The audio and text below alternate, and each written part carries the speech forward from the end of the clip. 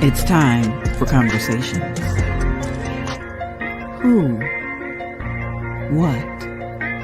How? Why? Don't judge me until you know me. Don't underestimate me until you challenge me. And don't talk about me until you talk to me. Or better yet, mind your business and stop minding mine. What will be today's conversation? Understanding viewpoints, educating, and stimulating discussions. It's time to connect to T-Horne, your host. It's time for conversations.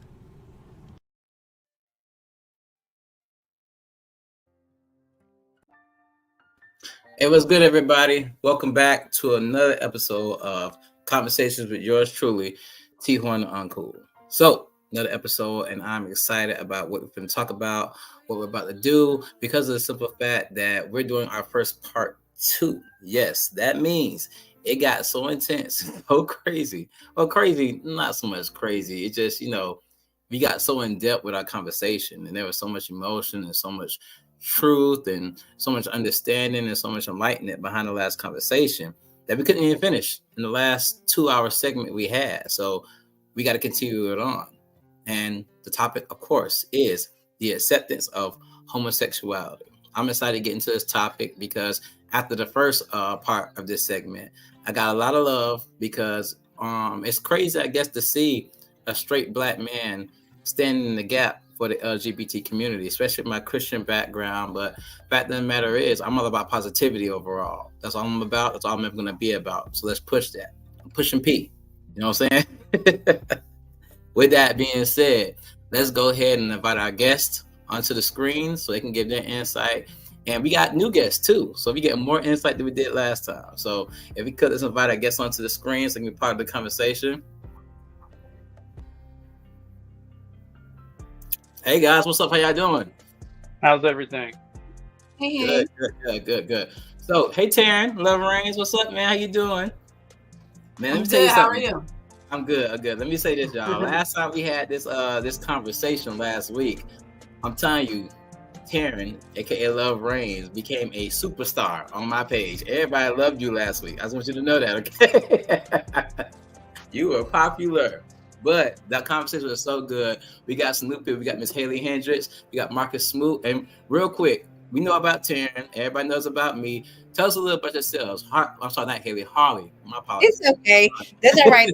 That R be had, and that's all right. I get Haley all the time. I'm not upset. But hi, guys. My name is Harley. I like to call myself a professional imaginary friend because if you name it, I probably do it or I dabble. And I am just a virtual reminder that you're not alone in this world. I actually am a professional listener by trade, so I listen to people all day. That's crazy. I'm sorry. It's a joke real quick because when I made the poster, I saw you put motivational mermaid, and now I'm getting a professional imaginary friend. I love the energy, man. I love it. I am probably the person above 30 that you know that wears cat ears on a daily basis. This is how I dress when I go outside my home. And I never decided to grow up, but I also take care of my responsibilities as an adult. So leave me my cat ears alone. Gotcha. Ain't nothing wrong with that. You be the best you can possibly be, all right? Mr. Smoot, am I saying that right? Smoot? You are. That is correct. All right, you go ahead and tell the guests a little bit about yourself and who you are, sir. Marcus Smoot, WRTR Real Talk Radio.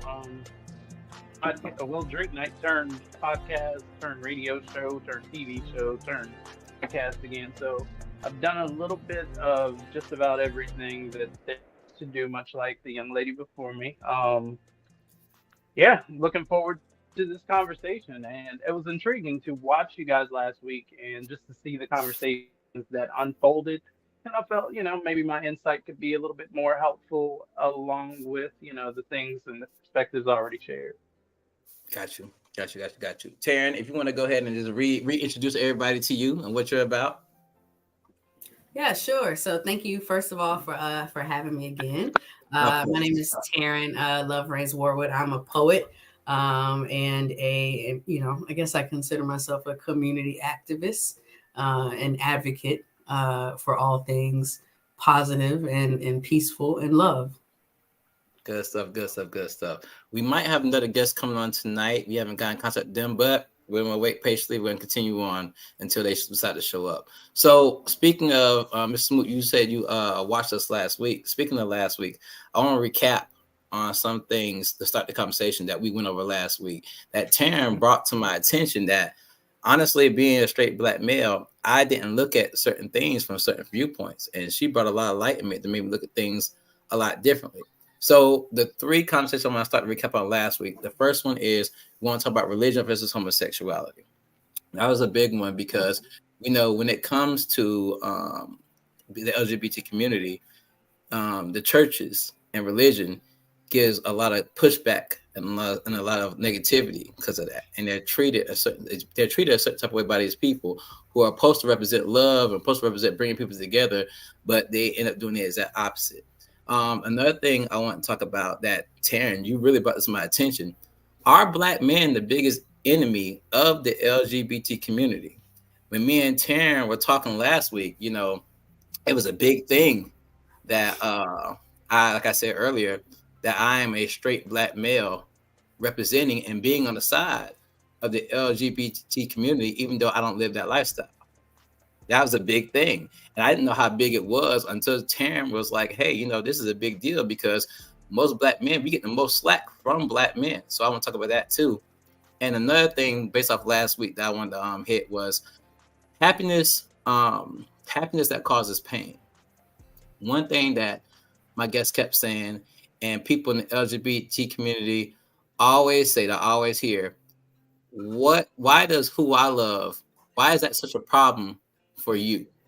Why does it cause you issues? Why does it cause you so much pain?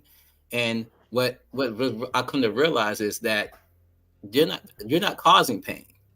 What's happening is your happiness is making other people cause you pain because they don't agree with your love and don't agree with your lifestyle and stuff like that. So, and after that, we can go free range of conversation. But I want to talk about those three subjects in particular because, like I said last week, those three things stuck out to me the most. So first, let's hit the hard one. Religion versus homosexuality. Taryn, if you could, I know we talked a lot, but could you recap on some of your experiences you dealt with dealing with the church and stuff like that so we can catch our other guests up to speed? Yeah, absolutely. Just quickly, my experiences with the church haven't always been favorable. And honestly, a lot of my experiences with the church have pushed me away from the church more than anything, and has made that a place that it didn't feel safe for me. It doesn't feel safe.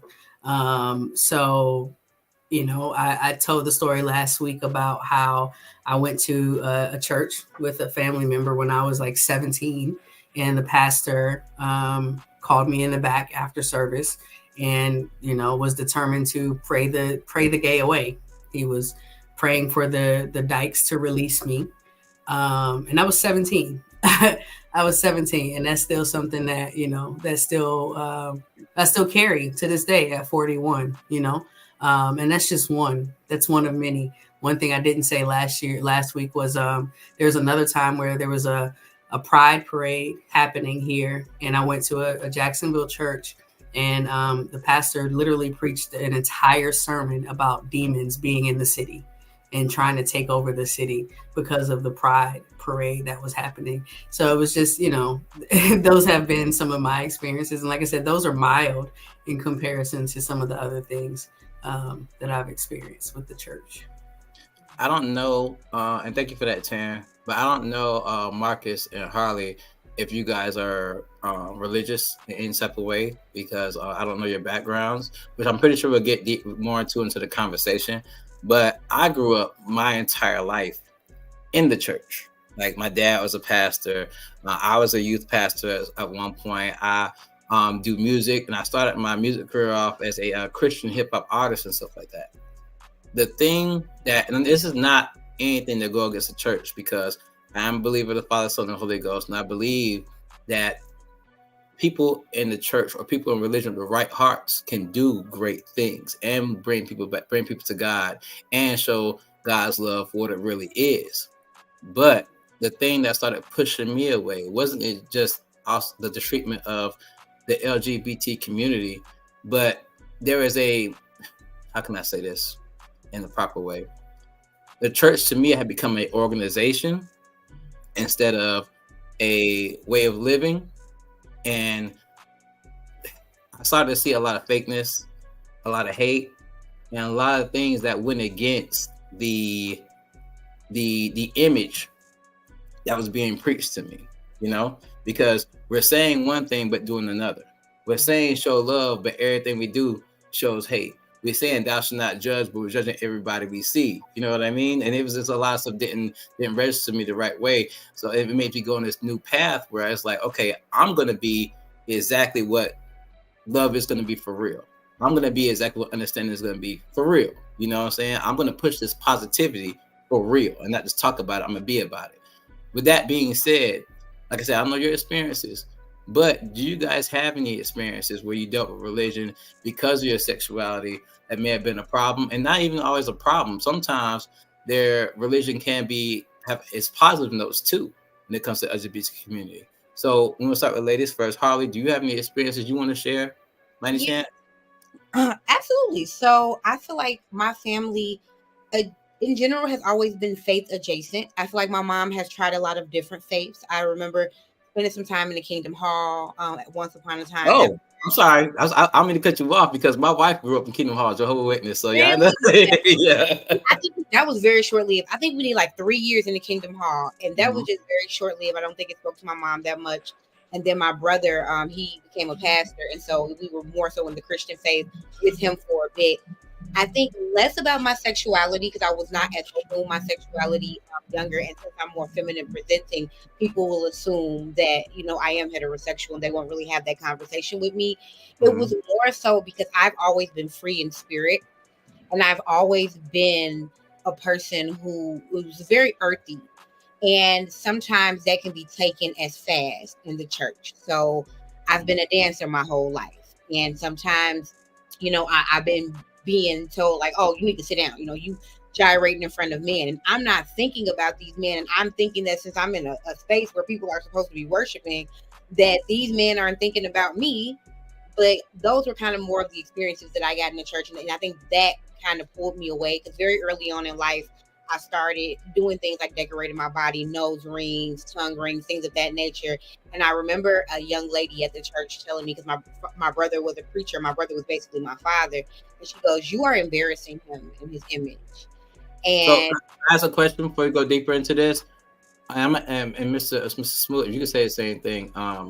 What would you say your sexual preference is, just so our viewers can have understanding? Oh yeah, I probably should with that. I'm pansexual, so hearts not parts. If I don't want to say I don't like something if I've never experienced it, and so when that became a term, I was like, "Yay, me, yes." Smoot, what about you? Homosexual, definitely bona fide. Earn my wings and all that good stuff. But no, honestly, when you talk about religion and homosexuality, it goes so deep. I too was raised in a church, lots of churchy backgrounds, lots of churchy people in my family. So my, growing up gay, kind of, I didn't have, I guess, the experience that other people did with, coming to grips with who they are. Like, I knew I was gay, I knew I was different, but I didn't know what that meant. I didn't know why. And then when you have religion telling you that you're horrible, you just grow up thinking, oh, well, guess I'm going to hell. You know what I'm saying? Like, you grow up with that mentality. It's like everybody's telling you, you about to go to hell if you do this. And you see, as you grow up, as you come into, puberty, your feelings, your person, you experience something that everybody else is able to live out. Everybody else is able to do. Everybody else is able to explore. But then you're isolated in your own feelings, in your own mind, because your family has already told you that that is not a safe space. to explore or to tell them about.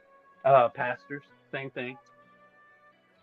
Religious leaders, everybody tells you that these things are bad, but there's not necessarily an outlet for you to be able to explain. Got you. So there was a question last week on this topic that I hit last week that I missed because we got so deep in conversation. But and I'm paraphrasing the comment, and I say paraphrasing a lot, y'all, just so y'all know, because I was trying to say stuff and I want to jack it up, but I probably do jack it up. But what was said, a comment was made saying that the church comes against the LGBT community so much, but when it comes to things like being in the choir or being a worship leader and stuff like that, they love to throw people, the LGBT community, in those positions. And it's funny. I thought it was funny because I went to a couple different high schools in Jacksonville growing up. And one of those high schools was Douglas Anderson School of Arts. I went for visual arts, I can draw and paint, as you can see in the background, some of my paint and stuff like that and everything. But that was my first time actually encountering people of a homosexual nature. And it was shocking to me at first and everything. But then I started to see like most of these people are the most creative and most talented people and have the biggest imaginations. And a lot of them flock towards the arts. Like, for example, Taryn, with your poetry, Miss Harley with your creative imagination, and all that crochet, stuff like that. Mr. Marcus, being on the radio, stuff like that. And, that's just how it goes. So it made sense to me that when they made that comment about the church accepting those people when it comes to music and ministry and stuff like that, but they can't be deacons and ministers and stuff like that. That's kind of like an oxymoron. We're usually for this, but we'll just put you in the forefront for our entertainment purposes, not actual ministry. How do you guys feel about that? I think it's a double-edged sword. It's kind of like you want to be angry about it because it's like, why are you using me for my gift? But I also have a platform to use my gift. So it's kind of like in a life where you're going to kind of get a little bit, because you're going to get a little bit no matter who you are. If I get a little bit while doing my art, I'm not mad about it. Okay. For me, I would say it would be insulting, kind of. You don't get to cherry pick which parts of me that you like or want to exploit or are beneficial to you to then deem my work. You know what I'm saying? Right. Mm-hmm. So, yeah. Glad you love Reigns. Yeah. I'm sorry, Mr. Movie. I'm sorry. I didn't mean No, you're good. You're good. Go ahead. Yeah, no, I mean, I think it's up to just people in general. I mean, not just LGBT people, but it's up to us to go to the places where we're going to be celebrated and not just tolerated. And I think that has for a long time been one of those places where LGBT people have been tolerated, to a certain extent. But it won't be until we stand up, you know what I mean, and say, no, I'm not going to be treated this way. I love this church. I love the message and all that stuff, but I'm not going to allow myself to be treated this way or to be mistreated and mishandled this way. So, it's definitely something that I feel like we all see. We all have seen that, more on several occasions. Mm-hmm. So I think it's just up to us to be able to realize our worth. It's just like when you think about black men in the NFL or any sports establishment, the NFL, the NBA, and seeing how Black folks are being treated in general in this country. And they hold the power, you know what I mean? They hold the power to be able to say, no, we're not going to stand up. We're not going to stand for this. And a lot of times people just don't because of fear, So I think that is something that folks are just going to have to do is be able to find the courage to be able to say, you know what, I love God, but I don't have to put up with this kind of mistreatment. So, very much okay. So. I agree. So we got a question from the Conversations with T-Horne page on Facebook, actually. And the question is, why is this even a topic? Why does it matter? I'm gonna let you guys go first because with this being my podcast, I definitely have an in-depth answer to that question. But with you guys, So Marcus and Harley, Love Reigns already knows this, but I'm gonna give you guys a precursor to the conversation. I am trying my best to not say things in an offensive nature. So there'll be times where you'll see me think about stuff and try to reiterate, change around my words, but I don't really want to be offensive. If I say anything, please feel free to correct me in the proper way to say certain terms, stuff like that, or just feel free to check me. All right, because I'm trying to be as positive as possible. I want to offend, but since you guys do live this lifestyle, why do you guys feel like this conversation matters, and why does this topic matter? I think it's important to. Go ahead, Harley. Go ahead.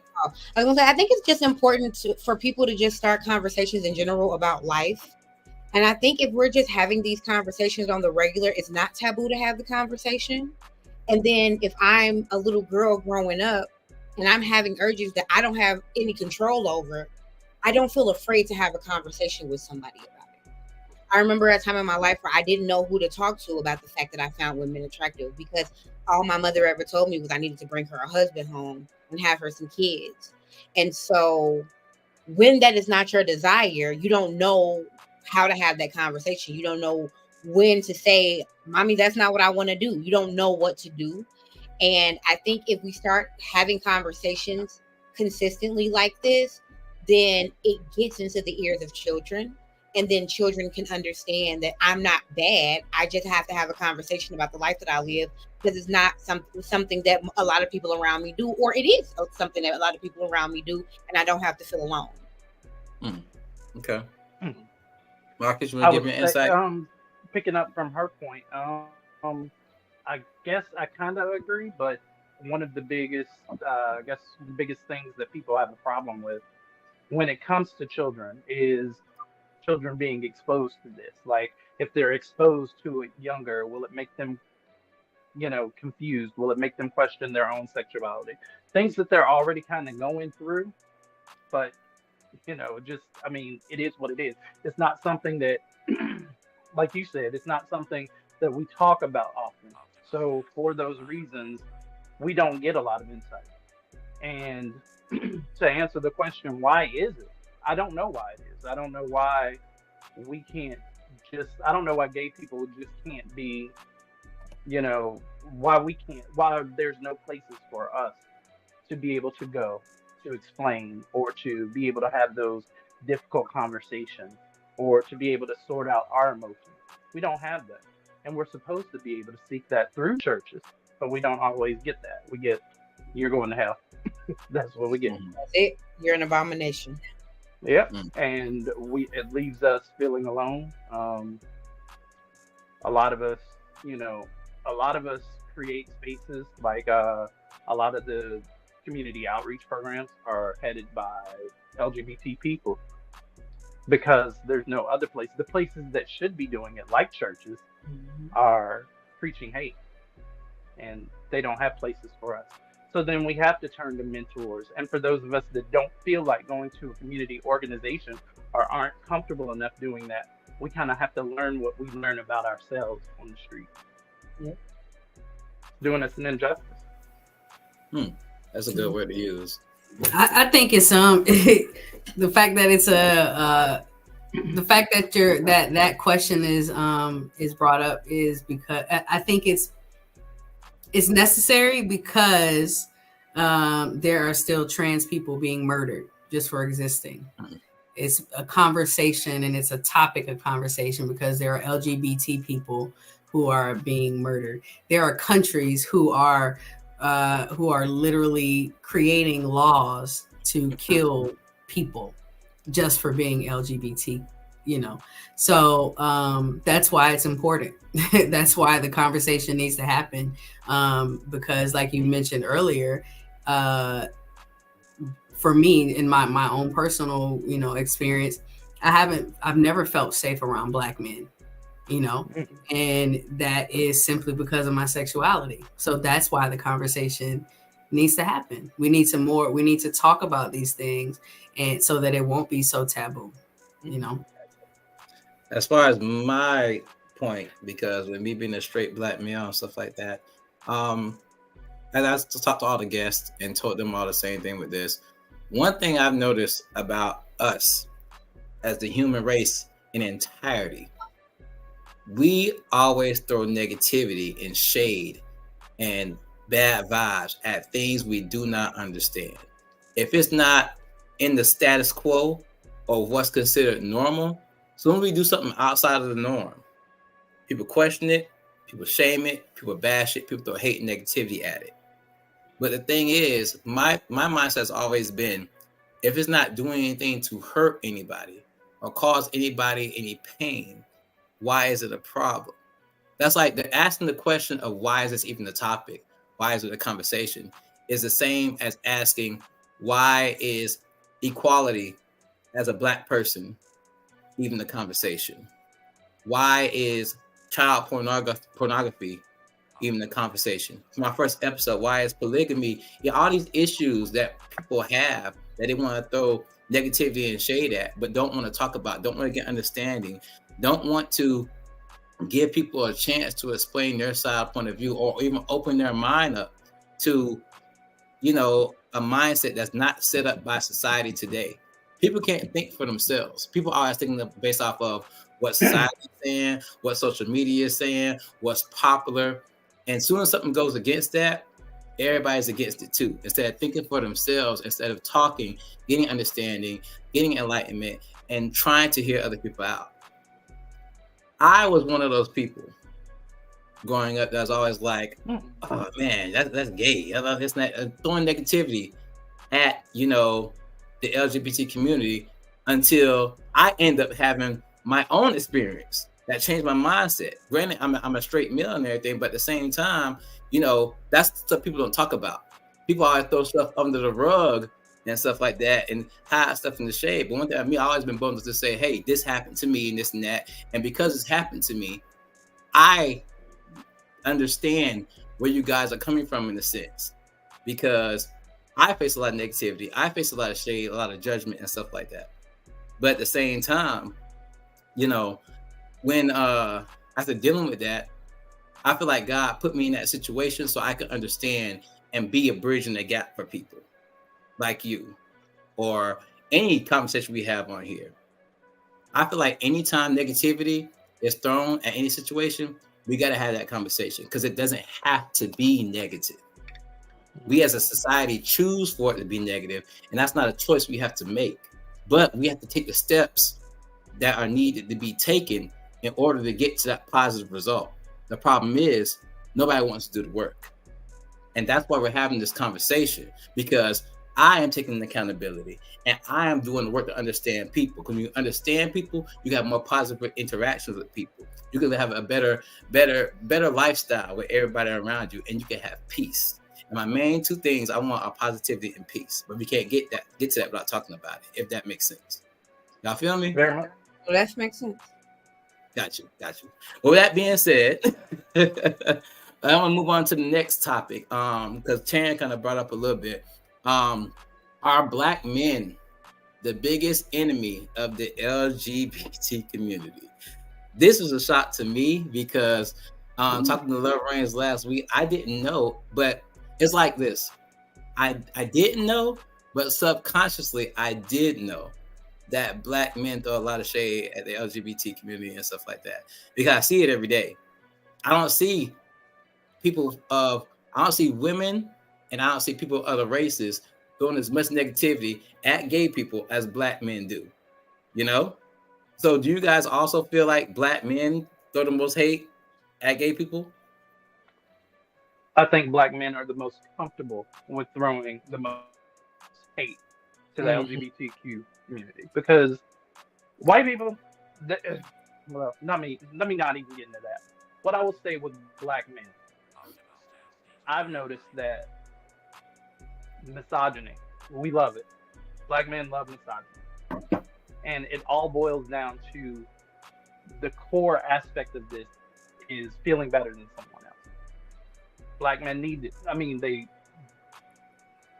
don't want to say they attack us a lot, but they do throw a lot of shade on who we are as people.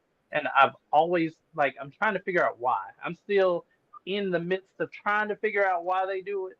But ultimately, yeah, we do get a lot of hate from black men. They're the most comfortable with it. Yeah, I think as a more feminine presenting queer person, the biggest frustration I have with black men is this idea of like you said, like being threatened by the fact that I'm not attracted to you, or I don't want to be with you, or maybe I wouldn't pick you over, another queer person. And so it's always this idea of like, you just ain't had the right one yet, or something like that. Like it's always just like trying to buck against a decision that you obviously see is made. And that for me is just kind of unnecessary. I feel that there's, with men in general, there's always this need to combat. And I think a lot of times as a woman, I just bow out of those conversations. So I don't think it's ever gotten too crazy with me, just because of the way I detach. But I have seen it go there with a lot of my friends, and it does make you feel unsafe. And just as a woman, I've been wearing an imaginary engagement or a wedding ring out since the age like 23, because I was physically assaulted by a black man who asked me like, "Do you got a husband?" And I was like, "No." And he was like, "Can I have your number?" And I'm like, "No." And then he physically assaulted me. And so from Wow. then, I started like living this life of a married woman who has a husband that you apparently respect more than the human being standing in front of you. That's bad.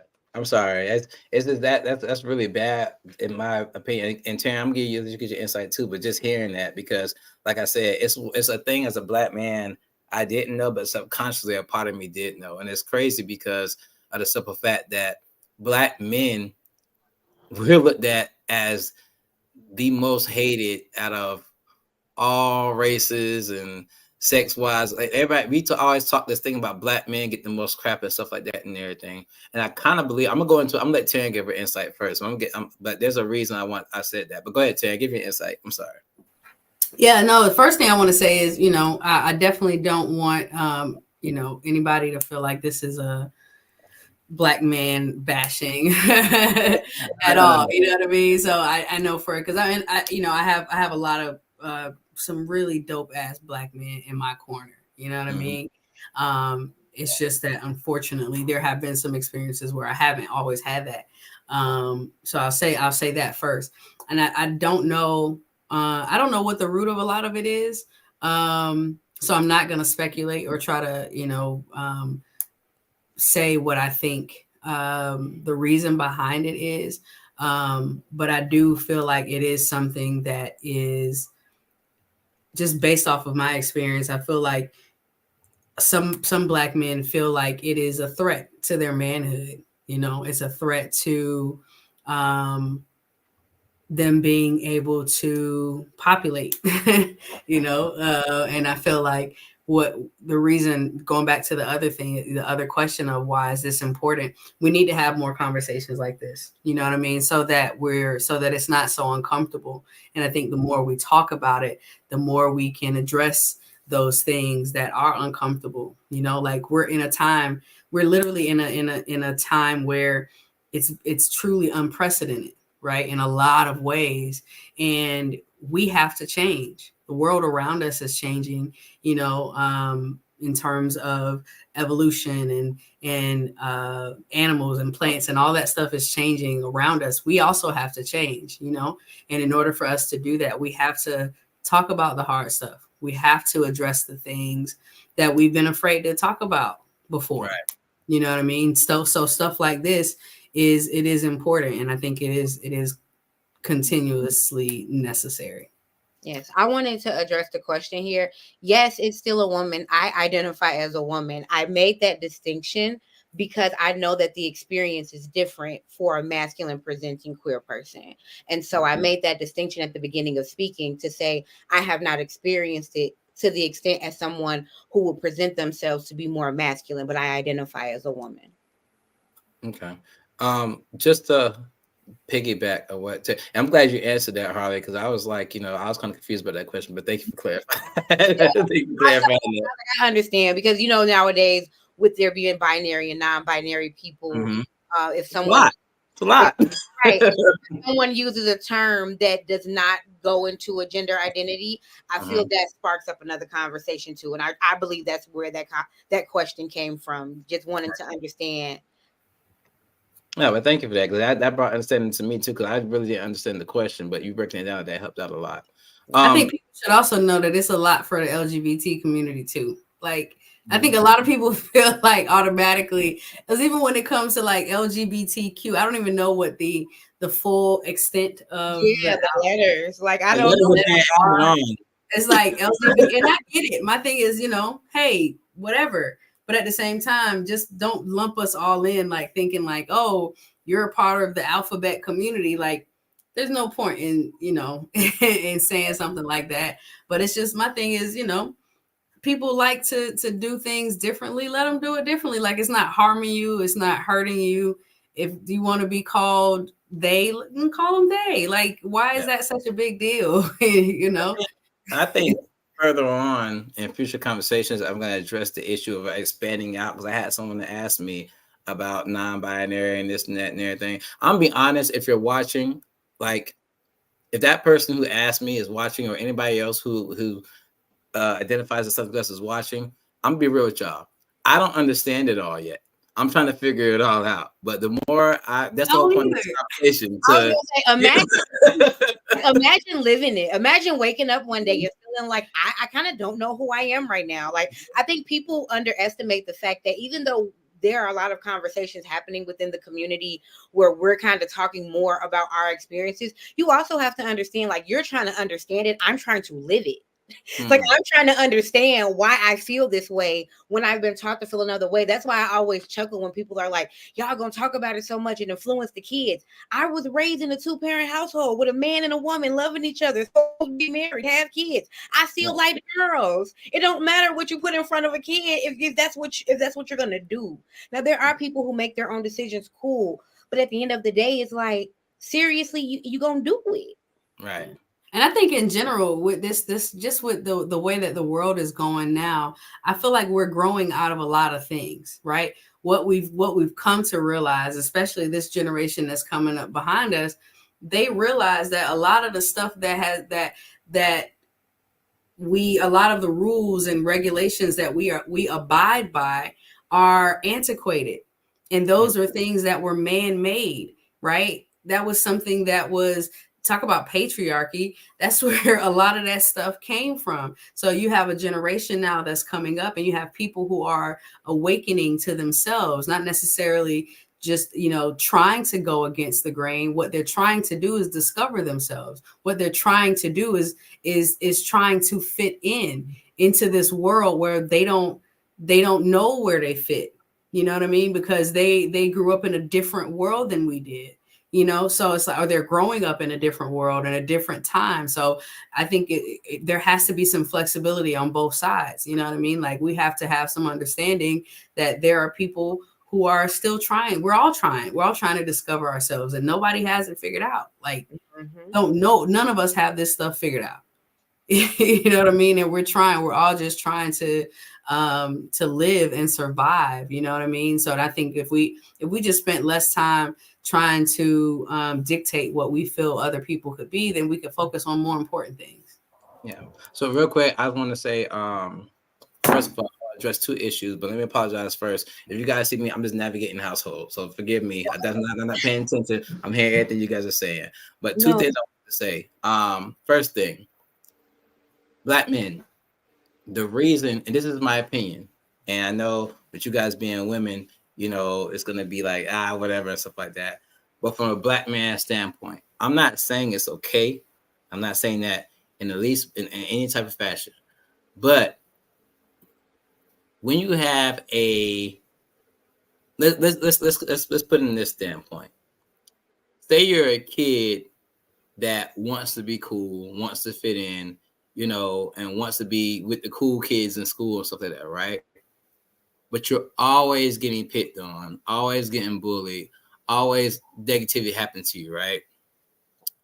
Naturally, you would think that with that happening to you, if somebody else comes in brand new that is happening to, you'd be like, hey, I understand your pain and all that stuff, and I'm going to rock it out with you. You know what I'm saying? Or be your friend or stand up and everything. But a good 90% of the time, that's not what happens. What happens is you're relieved that they're not picking on me now. They're not throwing negativity on me. They're not bullying me. So guess what I'm going to do? I want to be the cool kids so bad. I'm going to join the cool kids and bullying and making fun of this person so I can fit in with the cool people. Because the whole point from the beginning was I want to be cool and fit in with you guys. I brought that analogy up. I kind of think that's the what it is with black men. And like I said, I'm not saying it's okay. I'm just giving it something to viewers and you guys something to think about. Black men, black people in general, but black men especially. Not saying black women haven't had their trials or anything like that, they have, but black men have been persecuted and hated and bashed so much. Even today, we even have our own women bashing us and everything and stuff like that, to the point where it's like we feel like the whole world is against us. So when somebody else comes and everybody else is throwing shade and negativity, even just a little bit, I think it's a sign of relief. Like, okay, boom, it's not coming at us. So we're going to jump on the bandwagon too. And the problem is black men, I'm saying we, obviously I don't do this, but I'm saying we, because I'm a black man also, have gone so overboard with it. It's like I'm going through so much pain, but to take the pain off me, let's let everybody focus on what they're doing wrong. Everybody focus on their being abnormal and stuff like that. So you can't focus on me so much. And I think that's the problem black men have. We've been beat down so much. Now we see somebody else beating down. We're like, ooh, it's a break. So now they're not beating on me. Let me jump in too and really hop down and beating down on this type of person so they won't bring it back to me. You know what I'm saying? It's wrong. But at the same time, I think there's a sense of understanding when you put it that way. I'm not agreeing with anything black men have done to anyone in the LGBT community. The killing of trans, the mistreating of lesbian women, all that stuff. I'm against it all. But there's always two sides to every story. Just because there's two sides doesn't make it okay.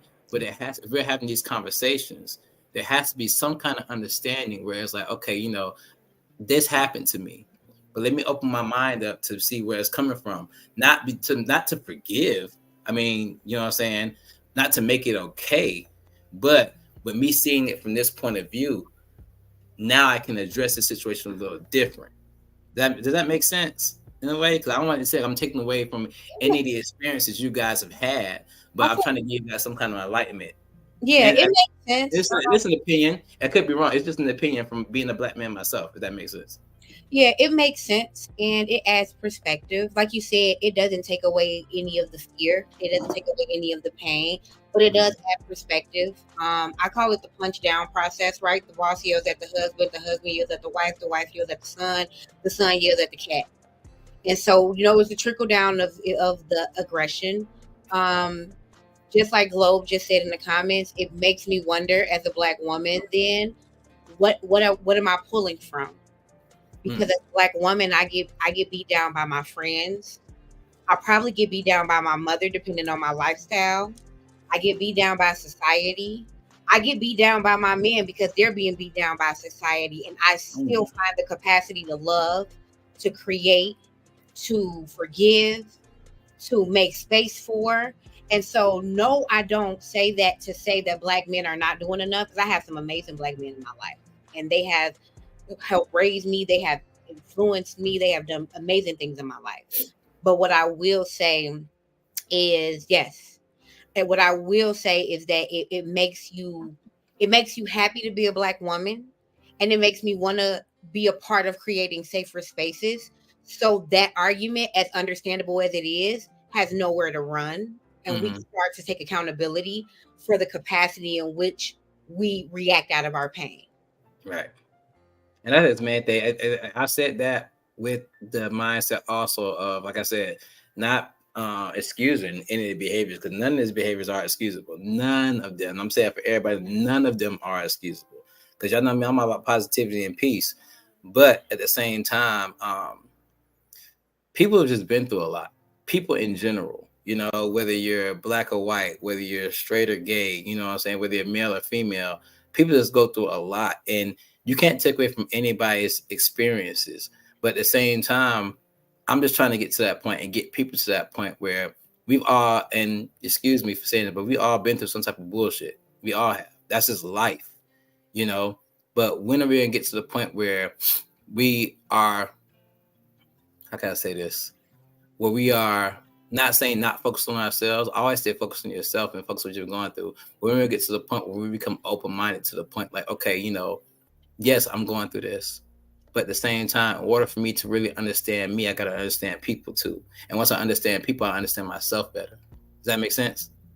I don't want to say something. I'm just trying to, you know, I'm just trying to make everything fair, but at the same time understandable. You know what I mean?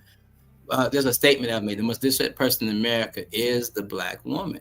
It is. Malcolm X said that. And the thing about it too is because I saw somebody say, you know, it makes me think where do black women get the you know, how do they still have the capacity to love? You know, simple answer is because we're magic. You know,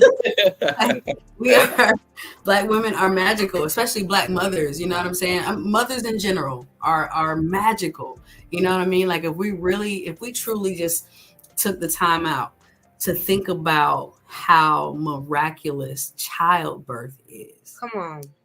Right? Like women, black, white, it doesn't matter, have given birth to this entire world.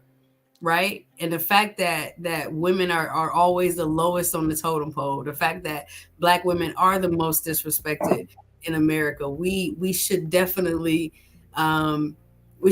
just stop and appreciate that more. You know what I'm saying? Because without the woman, none of us would be here. You know what I'm saying? Like nobody, none of us would be here. So I think that it's just it's unfortunate sometimes, but I also feel like it could be also fortunate because we're some strong creatures, man. We are some strong and powerful beings to be able to think about that. Like think about that statement. The black woman is the most disrespected person in America, and we still get up and we still provide and we still cook and we still clean. And we even after being beat down, even after being the most disrespected, you know what I mean? And that's not taking anything away from the black man. But a lot of times too, when the black man is beat down, who's the first person he run to?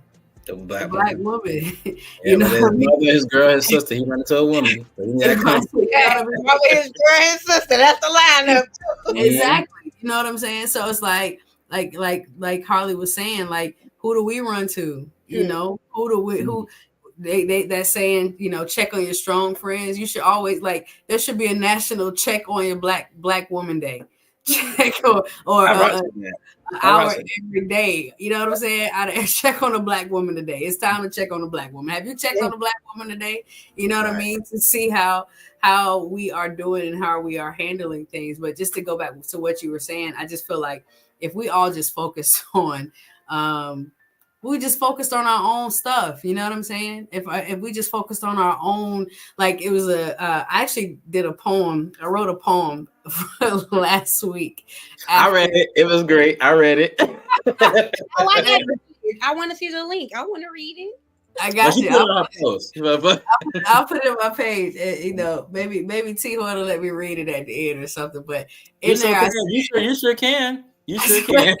I said something in there about, you know, like we're all in our own individual snow globes. You know what I'm saying? Like I imagine me, and I got my own mess, my own stuff that I in my snow globe, trying to come over and help you with yours. Like I gotta focus on my own. So if we all just focused on our own snow globe, you know, we could do some stuff, some magical stuff together. You know what I mean? But we worried about the wrong thing.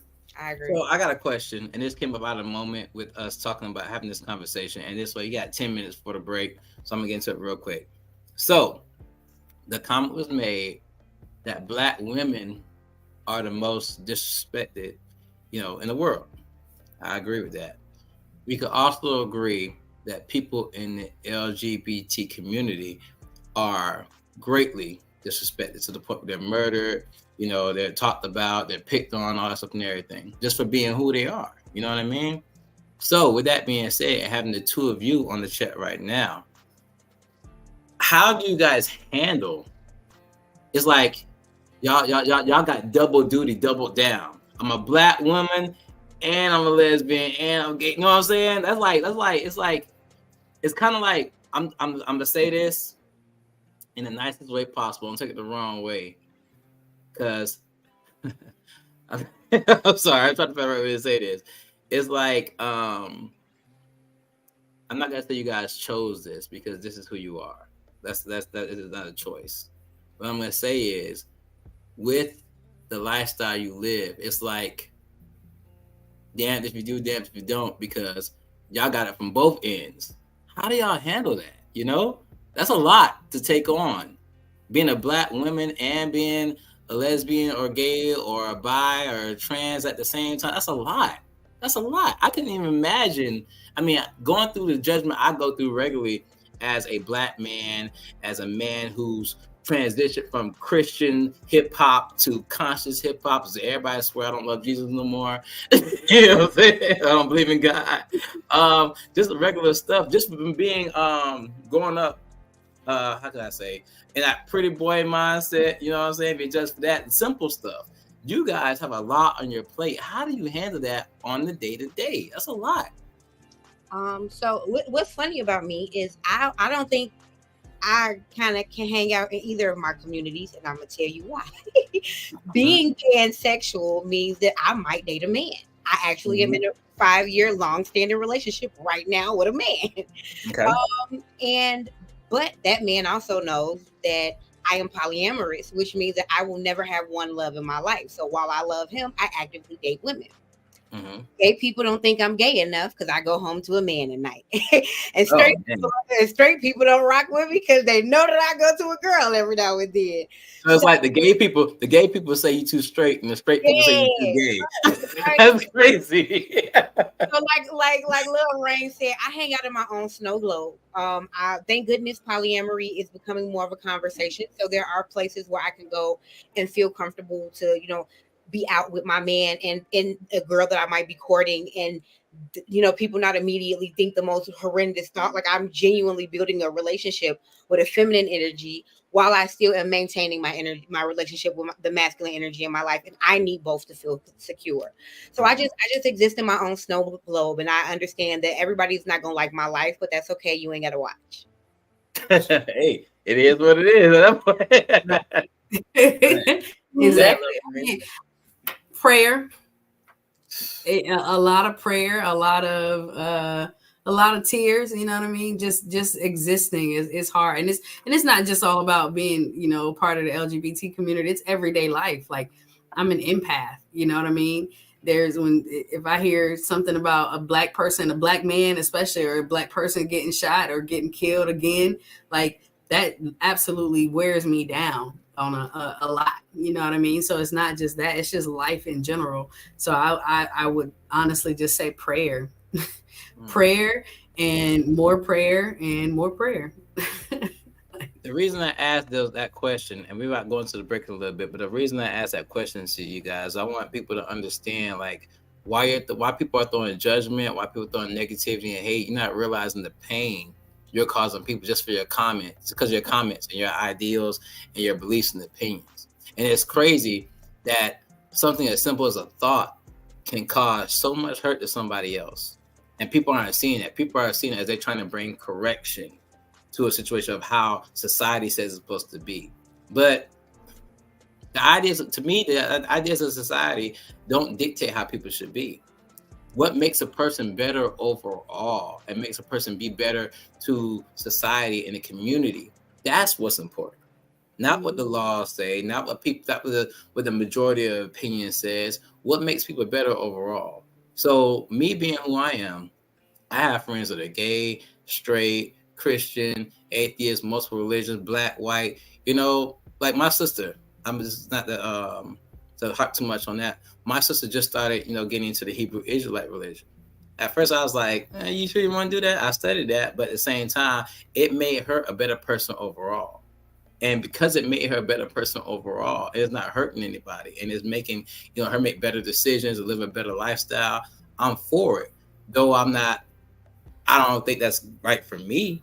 But at the same time, who am I to tell somebody that the way you choose to live is bad because it's not the way I choose to live? If it makes you better overall, that's what's important to me. That's what should be important to everybody. If you're gay and it makes you a better person, that's fine. If you're a Christian, it makes you a better person, that's fine. But don't judge nobody through negativity just because it's not the way you choose to live. And that's what I believe. But we got to take a quick break. We got more questions coming in, like it says, but we'll take a quick break. You guys go ahead and get refreshed because we got more to talk about. We're going to hit that last conversation started, then we're going to free conversation, answer questions and everything. This is Conversations with T-Horne, the Uncool, and we will be back.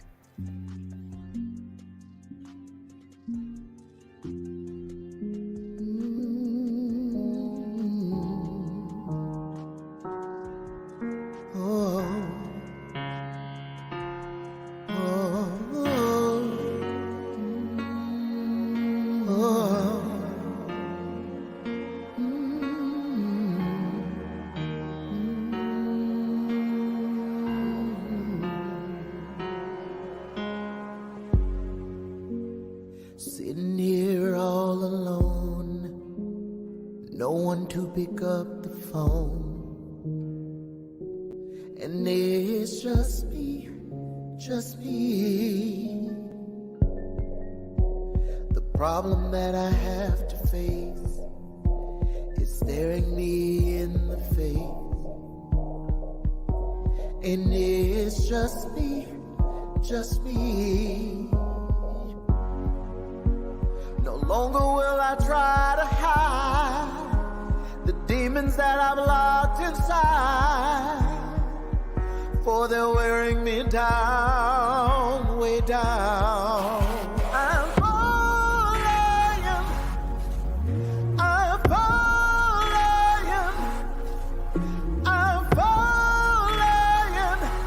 I need you to catch me, 'cause I'm falling and I can't get up. I'm falling and I can't get up. I'm falling and I can't get up. Falling and I can't get up. I'm staring in outer space. I'm lost without a trace, and there's nowhere to run or hide. No longer will I fear. I'm finally facing my fears, 'cause I'm all straight out and cried out. I'm falling.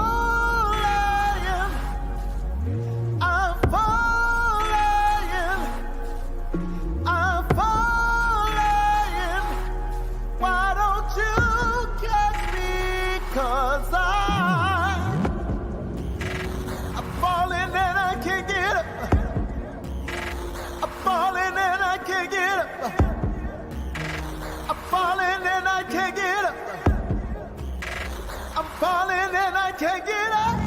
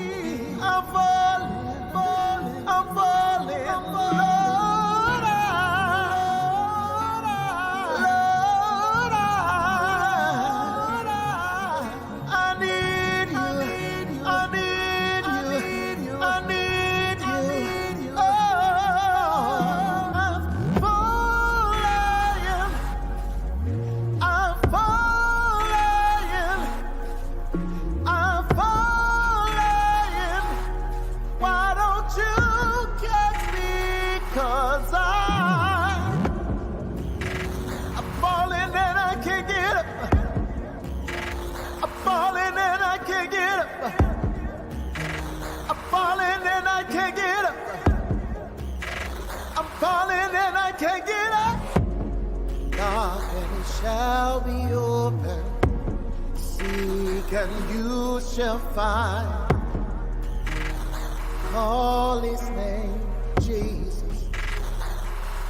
Sing it now, now shall be open. Seek and you shall find. Jesus, Jesus, Jesus.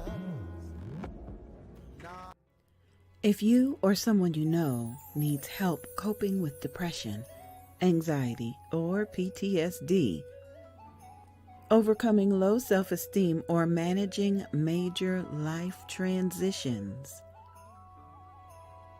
we invite you to schedule a free consultation call for telehealth clients. Shekinah Downs, licensed clinical social worker, is now accepting new telehealth clients. In the office, too. Schedule a free consultation by calling 386-385-4483. That's 386-385-4483. In the brand new Daytona Beach office as well. 50 to 60-minute individual therapy sessions and a variety of insurance plans are accepted. Couples therapy and coaching is coming soon. We invite you to log on to cjaqis.com. Schedule a free consultation by calling 386-385-4483. That's 386-385-4483. It's Youth Sunday time at It's All About Jesus and Me Teaching Ministry. Join us Sunday, May 19th, 2024 at 2:30 p.m. Firefighter for the city of Gainesville. And so many times, man, I'm tired of seeing so many young people lose their lives to senseless gun violence, to senseless foolishness. Woke up this morning and I'm grateful for another day.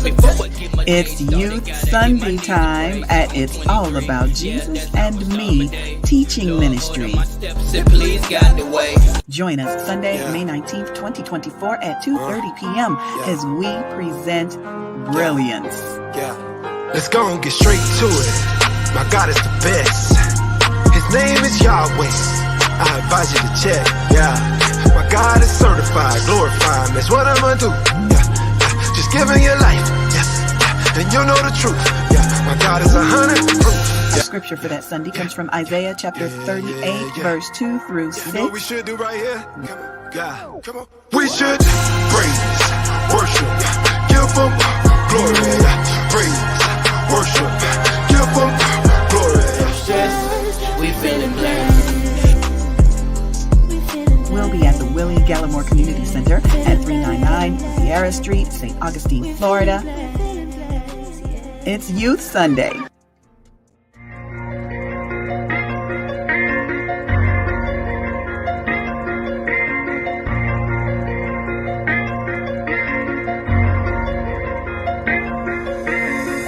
Don't judge me until you know me. Don't underestimate me until you challenge me. And don't talk about me until you talk to me. Or better yet, mind your business and stop minding mine. Yeah, I'm the topic of conversation. Circles talk about me. Yeah, I'm in rotation. I'm the one they talking, then they gossip about. Now it's so hard for them to keep my name out their mouth. Oh, I'm the topic of conversation. Circles talk about me. Yeah, I'm in rotation. I'm the one they talking, then they gossip about. Now it's so hard for them to.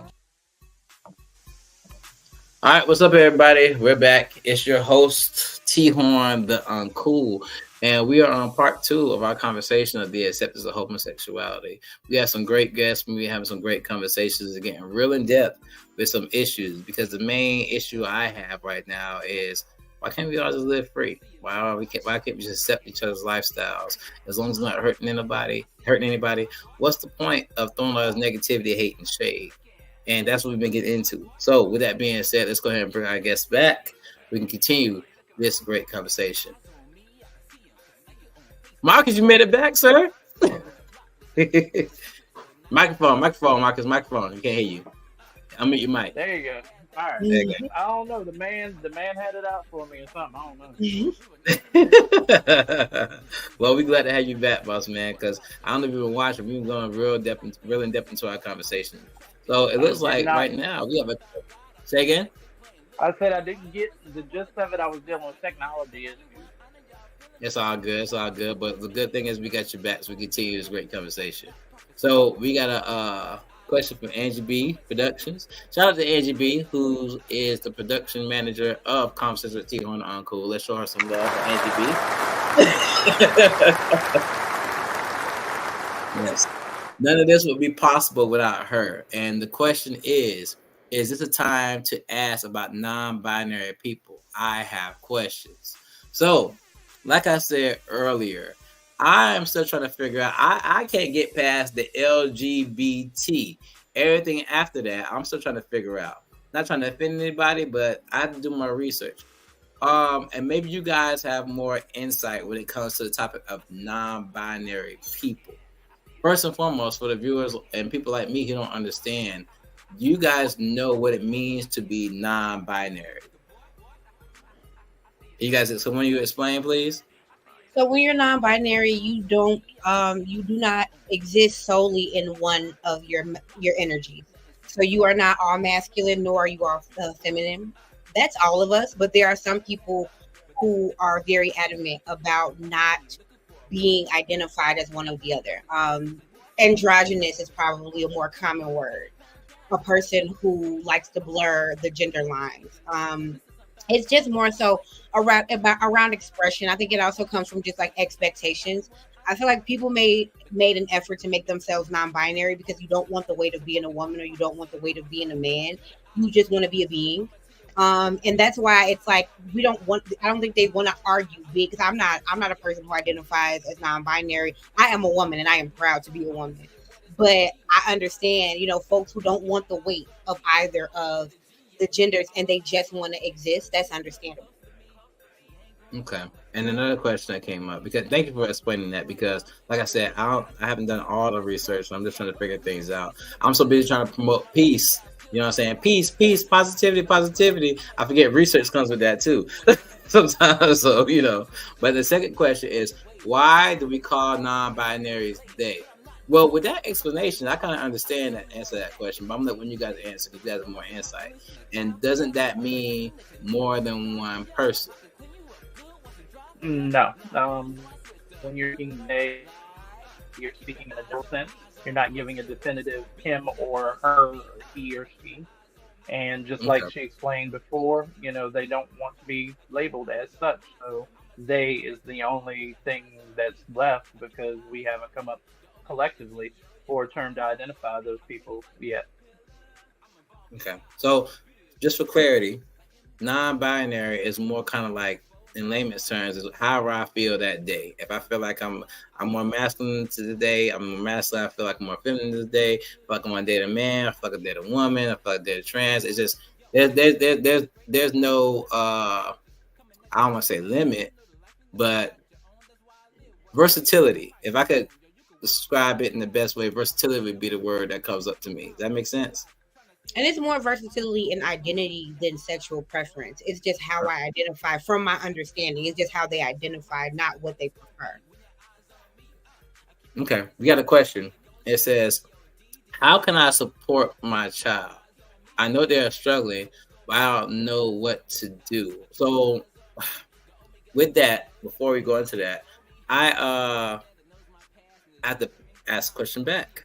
Like, what do you say your child is struggling with? Are they struggling with their sexuality and stuff like that? We need more insight into that question before that question can be answered.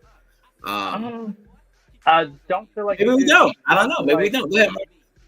I feel like when it comes to your children, I feel like, well, I'm not a parent, but I was a child, and the fact of the matter is, I think I explained it earlier.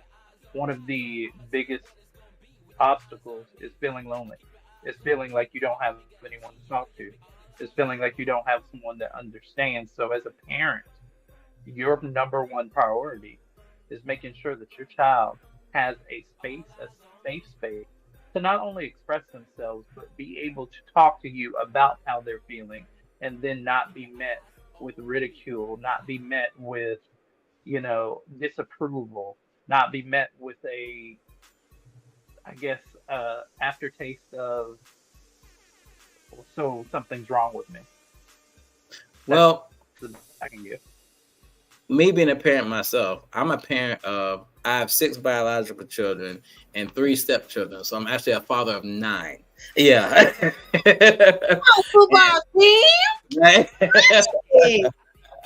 And actually, my oldest son is sitting next to me watching the podcast, as we speak right now, because he's here with me for the day. So he lives with his mother and is with me every other weekend and one day out of the week that we just started, because him growing up, we try to spend more time together. And with that question, like say, for example, let's talk about sexuality for a second. Right now, we're in the conversations where we're talking about girls and this and that. He's letting me know he likes girls and stuff like that, and we're breaking the ice, getting into that, because I'm that I'm that embarrassing parent, to the point. If you guys have ever seen Spider-Man Into the Spider-Verse, where his dad is dropping him off to school and he's on the police radar telling him, "I love you, son. Say it back," and he's embarrassed. That's me. I'm that dad. But I said to say this. Me and myself, I feel like we have a close relationship. We can talk about certain things. And with me being his dad, I know I'll come off some kind of hard sometimes. Sometimes he feel like he can't open up. But I feel like personally, even though my son is expressing interest in girls, I'm one of those parents. If my son came to me and said, "Hey, Dad, I'm having these emotions. I don't understand. Long story short, Dad, I feel like I might be gay." Most dads in general, but especially black dads, would be like, "Oh no, you ain't gonna do that. We're gonna toughen you up and make you a man, and this and that and everything." I don't think that's the route I would go, because I am understanding to the point where I realize the world we're in and realize that that's not what my son needs. My son doesn't need to be beat down for his emotions or beat down for his thoughts or feelings. Somebody needs to provide some understanding, because it could be a phase, but at the same time, this just could be him. So if this is him, my being his father, I can't love him any less for who he is. You know what I mean? I may not always agree with everything, and we may disagree on a lot of stuff, but at the same time, that doesn't change the fact that you are my son, as well with any of my children. It doesn't change the fact that you're my child. And with you being my child, I'm supposed to love you and guide you in the way I think is best, but guide you in a way where I know for a fact when you go out and making your own decisions, I know at least they're based off the good principles I placed in you. So if my son, like for the person who asked that question, their child is struggling, I don't know what your child is struggling with as far as their thoughts of sexuality or anything of that point. You know what I'm saying? I think now's the time for you as a parent to be more understanding, be more open, have that listening ear, and the main thing, not be judgmental. Because the last thing you want to do is let your opinion push that child away. Because if you show more understanding and more love, and you listen and you help them through that process, help them discover who they are, I think, actually, I can kind of, it's an opinion still, but I can actually kind of 99% guarantee that's going to bring you and your child closer. And whatever path they choose to take, you being that way will provide more help than more of a help than a hindrance in that situation. And the problem with parents now, because the status quo and what people think, how society has made it seem like people should be, you should be straight, man should be with a woman, that's pushing kids away from their parents. When kids need their parents more than anything at this time point right now.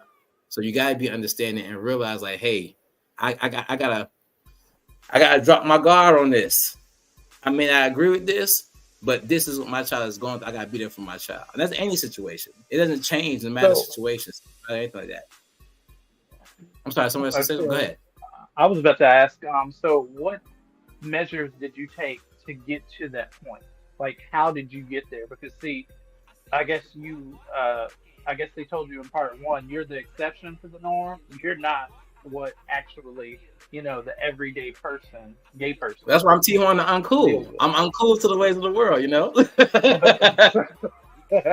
But even that being said, what measures did you take to get there? Because I don't see that approach being taken anywhere else. And I think that should be discussed.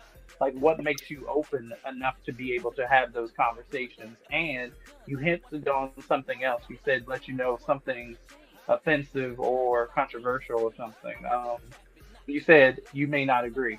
What is there to agree with? This is your child. They are birthed of you. I don't know if people think that when gay people, or, everybody's just born straight and, I don't know, like, gay is like vampires, like you're bitten and then you turn into one and then you go and convert other people. That's not how any of that works. So I'm curious to know how you got to there. How did you get there? Well, let me be honest first and foremost. I haven't always been like that. In my younger years, being immature and being stupid and stuff like that, I have even, been like, oh man, like this speaking fluently, like I said, I went to Douglas Anderson School of the Arts. That was my first true interaction with people who have said like, hey, and been bold about, hey, I'm gay. I never forget. My first day of school, 10th grade at Douglas Anderson. I'm walking down the hallway, I'm saying? I'm trying to check out the girls, trying to check out the scene, like and everything. And I'll never forget, I seen this Caucasian young man walk down the hallway, and he had a wedding dress on. And the first thing that came to my head, being in the Christian household, the first thing that came to my head was like, man, what the fuck? Like, you know what I'm saying? Like, it was a judgmental thought. And me being a young man that, I had these colored eyes, these hazel eyes, girls thought I was cute, this and that. I always kept myself up in my hygiene, my looks and everything. And, I got girls. I'm not ashamed to say it. I got girls. So when I seen gay men or gay women walking around, I'm like, yo, what's up with you? And then, being in the Christian household, so like everything. It took me to go through things in life as far as divorces, as far as being bashed for being a cheater, as far as having those same type of experiences, as far as, seeing the church say one thing and do another, and just realize like this world is flawed. This whole world is flawed because we say one thing and do another. Like, for example, the church preaches love, but then exhibits hate. You know what I'm saying? We live in a world that says that racism is dead, yet we see racism every day. We have people saying, oh, these children are so messed up. But at the same time, the example we're leading is a negative example, and these children are just piggybacking off of that. Everything's messed up. And I just made up my one day, I don't want to be messed up like this world. And also, I know how it feels to be judged being different.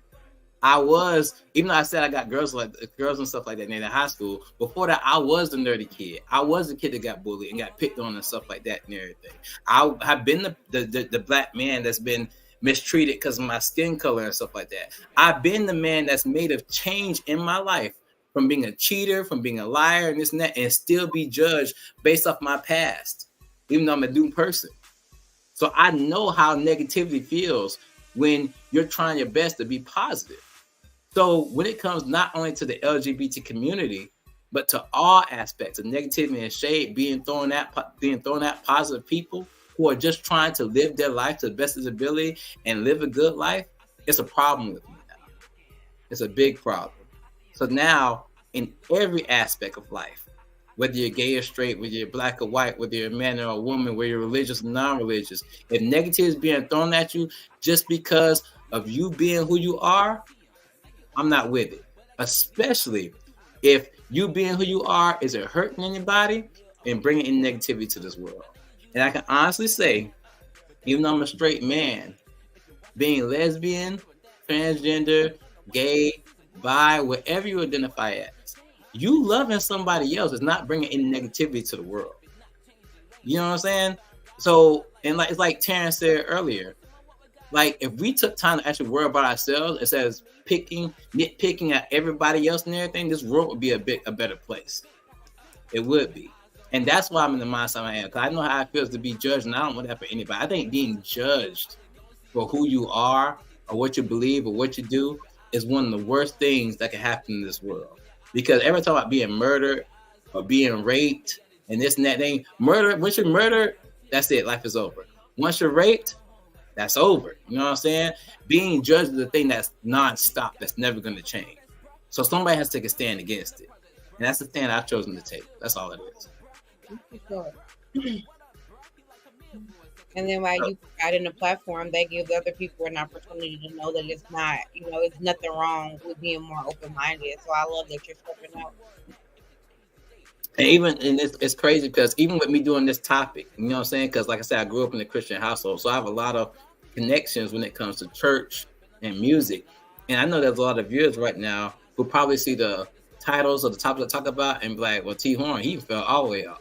But the fact of the matter is, if these conversations were happening in the church, people would be more comfortable to go into the church.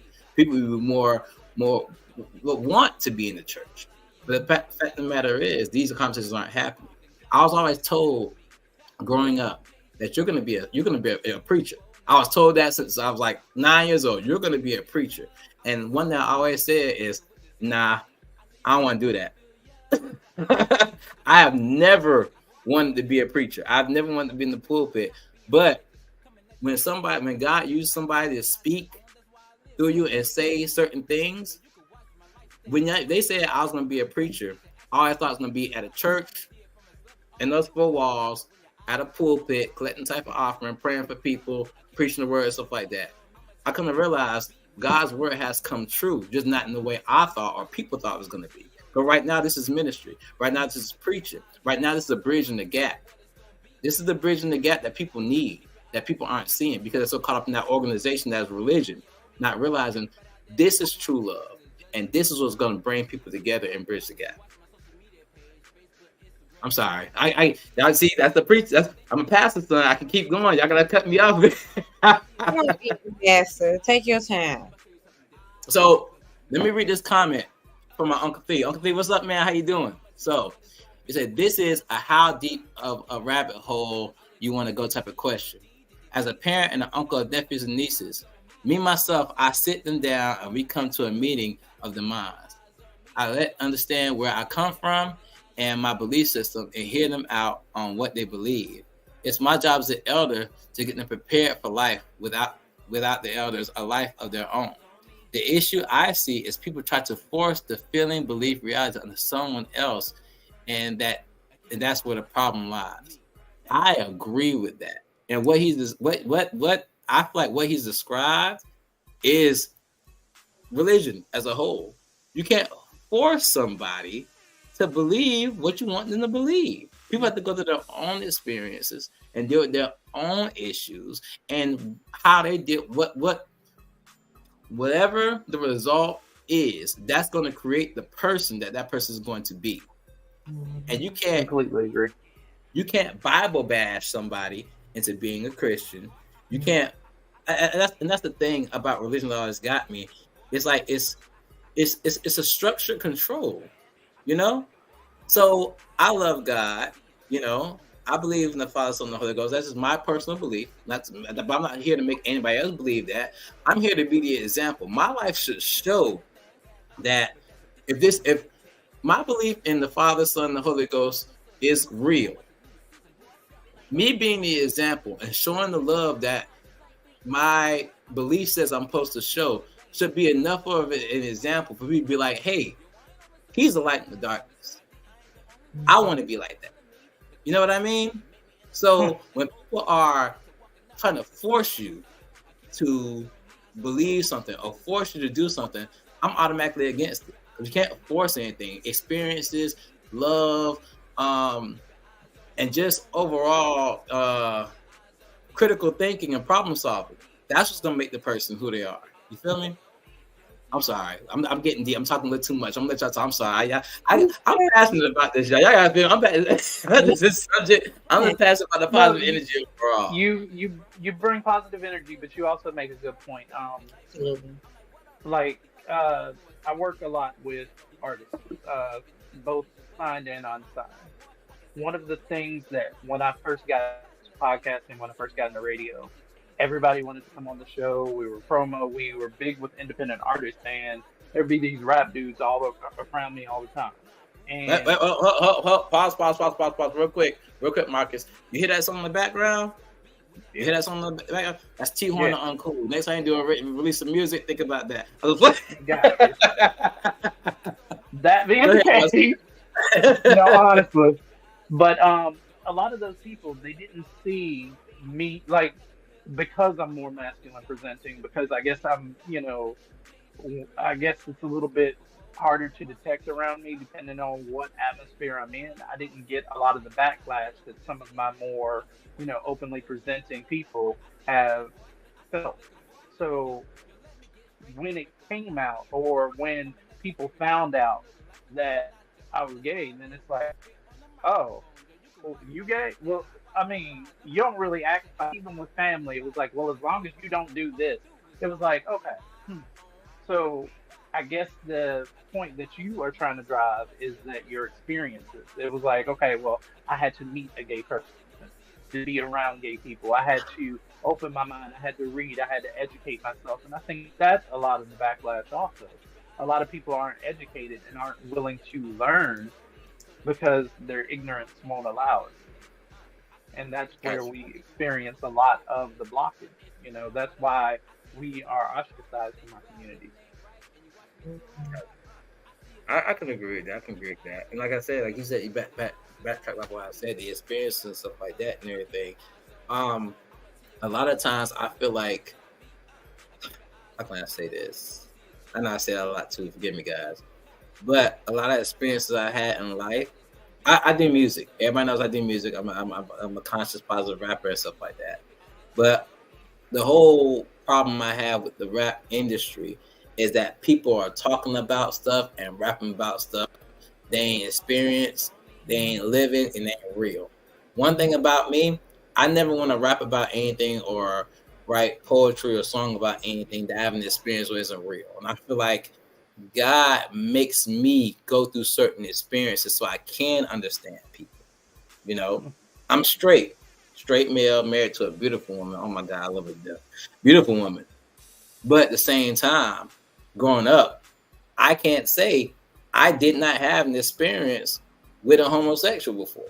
You know what I'm saying? Because fact of the matter is, it was a mistake situation, but it did happen, And I feel like that experience itself prepared me for not only for the platform I'm taking today, but also provided understanding like, oh, okay, now that I've experienced that and been through that, I can't throw judgment. And now I understand them a little better. You know what I'm saying? Because of the simple fact that even though I'm straight, I can understand where this lesbian or this gay male or this bi person or this transgender person is coming from. Because that's it's like my life's always been like that to the point God puts me through an experience I can understand. Like I remember I first started doing gospel rap. I had never smoked weed before, right? Then I started doing gospel rap. I started smoking weed like crazy. Now, you know what I'm saying? You know what I'm saying? I couldn't rap before. Now that I have done that, I can. Sometimes the experiences, even though they're negative experiences, they make us better people overall. And that's one thing I always said about myself. I love mistakes. Mistakes are one of my favorite things in the world. They're hard to go through, but they always make you better when you come out of them if you handle them the right way. So, and I'm glad that experience allowed you to determine that was a mistake for you. Where so many others don't necessarily have that insight. Oh, yeah. So I'm gonna cut you off, Marcus, but I want to hit some things because sure. Like K Globe MC saying, I really wish people didn't make respecting others so complicated. Just call folks what they want to be called. I don't see any problem. You also have the option of not talking to a person who wants to be called they, and they will be okay with that because they don't want to have to constantly tell you to call them them. Yeah, I had a conversation with somebody where we were talking about the issue of transgenders, and when it comes to transgender women, I always respectfully say her. And the conversation was brought up. Well, yeah, they want to be called that, but logically, that's still a dude. So if I address them or say him or he, that shouldn't be a problem. I love how people cherry pick when it's convenient. Like, you determine that it's inconvenient for me to call you she because you know what's going on in my pants. Why? Like, why is that so important to you? Why is it so important that someone solidifies your gender for you? Why is that? That's the issue for you and your therapist. But see, that's the thing, though. With that being said, in the mindset of that person or those people, it's not solidifying. They're like, if you're born, that's the thing. If you're born this way, you got to accept the fact that that's what you were born as, and that's what God made you as. Biologically, yes. Biologically, I have to accept that I'm a man. But if I determine that if I determine that I want to present myself, or if I determine that is not, gender is a social construct. First off, let's make that perfectly clear. There's your genitals that give you what that is, but then people grow up into the people that they're going to be, and I don't know what this obsession with throwing labels on everything is, because things get very gray a lot. You know what's funny to me? T-Horne, your real name is Terrence, right? Right. But after a couple of times of you telling people you like being called T-Horne, what people usually say when they see you, what up, T-Horne, right? T-Horne, everybody call me T-Horne, yeah. There you go. Same lane. It's like if you want to call it a nickname, call it a nickname. If the mention of genitals make people feel uncomfortable, just call it a nickname. But that's the thing too. I mean, the only reason it makes people uncomfortable is because they're making themselves uncomfortable. Yeah. You know what I mean? Just like even when it comes to one of the things that I've always hated or disliked about the conversation about the acceptance of the LGBT community is that it's so hypersexualized. You know what I mean? Like, there's no other group that is so hypersexualized. Like, you automatically think, oh, because I say lesbian or gay or bi or trans, first thing you think about is sex. That is so freaky. Like, why?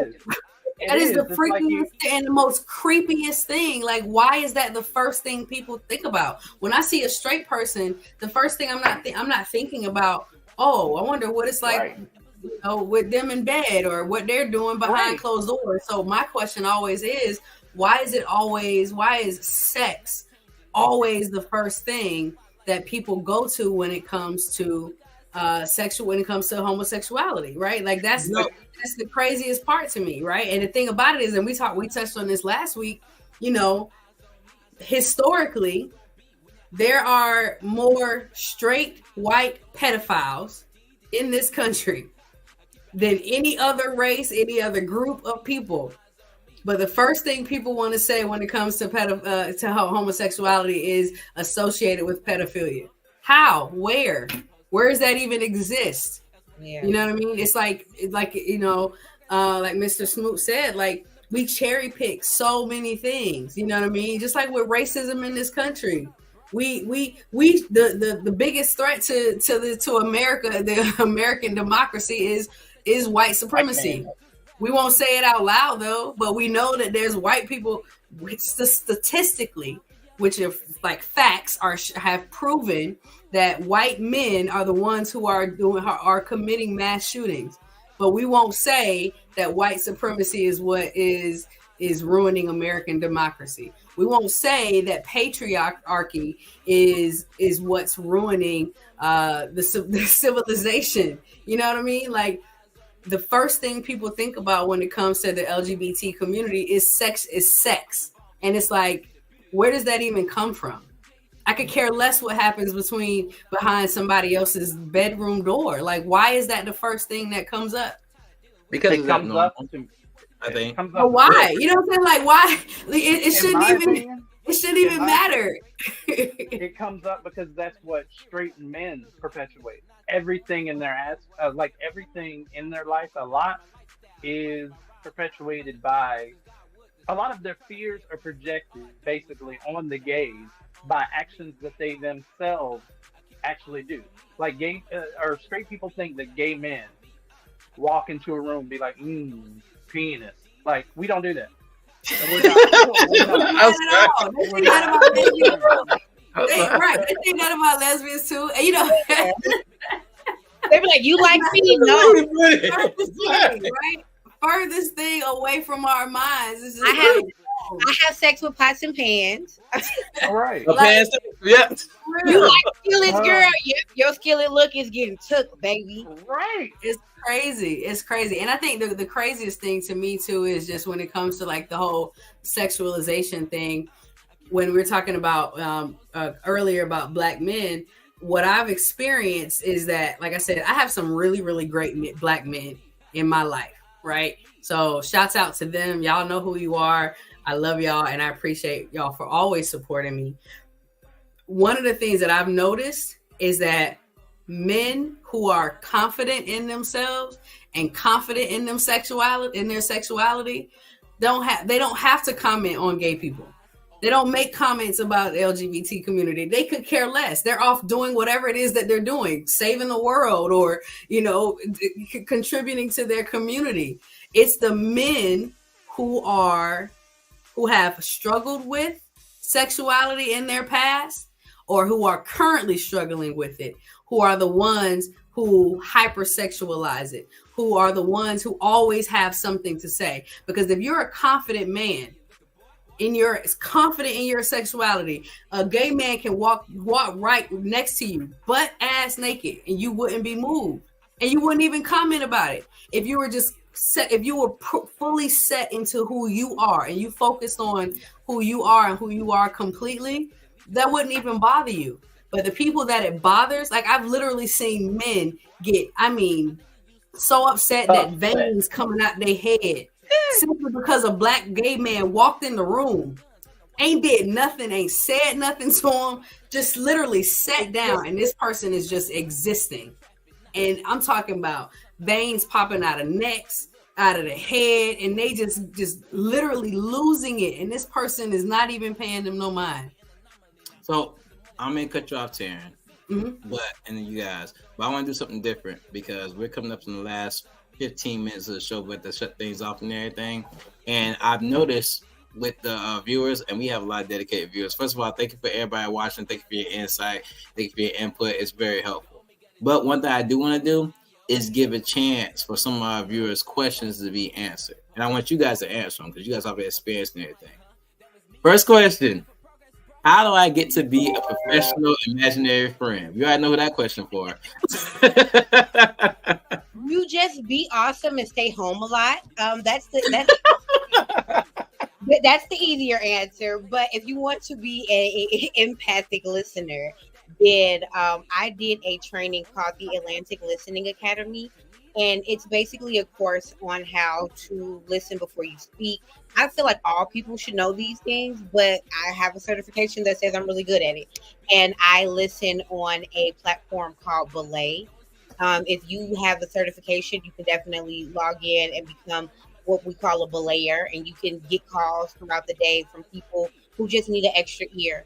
You set your own rates once you get certain levels of certifications, like that listening certification. That will help you get a higher rate. If you have a life coach certification, which I have, you get a higher rate. And it's just basically a place to be a blessing. And I call myself that because I don't leave my living room when I do it. Oh, wow. That's like, so really you're like a professional imaginary friend. It's kind of like a therapist. Or really just a friend that somebody can talk to and stuff like that and everything. I call myself the hallway to therapy. You still need a therapist, but we can talk about it. Okay. Got you. All right. Second question. How old was everyone when they realized who they were attracted to? It's never a question for me. I'm like the sandbox. I knew what I wanted then. What about you, Miss Love Reigns? I remember being in preschool. Honestly, I had a crush on my teacher, and of course, not really knowing what that was, but I feel like I've always been this way. Of course, tried not to be, but yeah, I feel like my whole life. I kind of figured that that was the case, because most people I talk to, they always say there's something They always start out with saying I've been struggling with it, because you're made to feel like it's wrong since I was younger. But it's usually something that people are dealing with their whole lives. That's just them. You know what I'm saying? So I can respect that. I think the struggle was really just the struggle has been accepting myself and finding, being comfortable with myself. I think that was more of the struggle. Gotcha. I can understand that. There was a question I want to go back to. It's something about the nephew going to the prom that we didn't address. Can we bring that one back up? Oh yeah, it said, how do they want it? Yeah, I saw that question, and I was my thing is, like, I feel like the main thing is, one, don't try to force anything, right? But just be there and be a listening ear for your nephew. My aunt was always a sounding board for me. She was always one of my greatest supporters. And unfortunately she passed away, but she was always that person that I could go to and talk to about anything, you know what I mean? And I didn't have to come out to her. She always knew. And she just was always there. Like, she would just randomly call me and just check on me. Not just, and I'm not saying that she was only doing that because of my sexuality. I'm just saying that she realized that I needed some extra love, you know what I mean? And I needed some extra attention in terms of support. So she just was that. Okay. I got you. Anybody else want to give me an insight on that question? Okay, the nephew, I'm reading the question now. It says, my nephew went to the prom with a friend. My sister is in denial. What should I do to support him? My business. Just sit back and wait for that conversation to happen. Yeah. You can't force anybody out. And if they are comfortable enough with you to tell you, you're welcome. And good job. Let's read this comment right here. For example, I respect other people's reality, but try to change my vocabulary because of how I feel. I respect your feelings and how you feel, but we got to come to some common ground to where I don't have to totally change my reality to accommodate you. Just an example. So here's my here's my thing, right? Yeah, speak on it. Go ahead. If someone is wanting to be referred to as something else, how does that impact your life? That doesn't change your reality. You know what I mean? That doesn't force you into anything. This person's life and how they decide to live and how they want to be referred to has nothing to, it doesn't impact you in any way. In no way does it impact you, right? What you can do is just choose not to talk to them. And that's that's the best way to settle it. Don't talk to them, or ignore them altogether. But to say that because I'm saying to you, call me Love and don't call me Taryn, you're saying that, well, my reality is your name is Taryn, and so I'm gonna call you Taryn. That is asinine. That is or the why does that matter? Or the famous one, I'm gonna call you what your mama calls you. What? You don't know what my life was like. Call me Pumpkin. Exactly. My mama called me TT. But this is the thing I brought up last week. I have a student who's trans, who has a very feminine name that was given to her at birth. Just because she's trans, it has really nothing to do with her sexuality. But what it does have to do with is that her feminine name, she associates with a lot of trauma. And so when people call her that name, she literally goes in, she has seizures. So she literally is, and I'm not making this up. And that's simply just it's a psychological thing. So you mean to tell me that I'm working with this young child, this young person, and because their birth name is Judy, and she's saying to me, don't call her Judy, call her something else. I got to say, well, Your birth certificate say Judy, so I'm gonna call you Judy, knowing that this person is literally going into is like seizing every single time they are being triggered. You know what I'm saying? And it's I had never seen anything like that. If I hadn't seen it with my own eyes, I probably wouldn't have believed it. But it is literally a psychological thing. You know what I mean? So the fact that that somebody will say, well, my belief is this. Okay, you're completely welcome to have your beliefs. But just like you're open to you're allowed to have your beliefs, I'm allowed to have mine too. And as far as me and my person, if I say don't call me or call me something, whatever, call me whatever I want you to call me, that's what you call me, or don't call me nothing. Don't address me at all. All right. Yeah, So talk to trans people. Like, it's not, you just don't talk to Ain't those. that deep. It's like it really ain't that deep. Like we make it so much more deep than it gotta be. It ain't that deep. It really is simple. Right. It's Very, like you try to very justify simple. your hatred.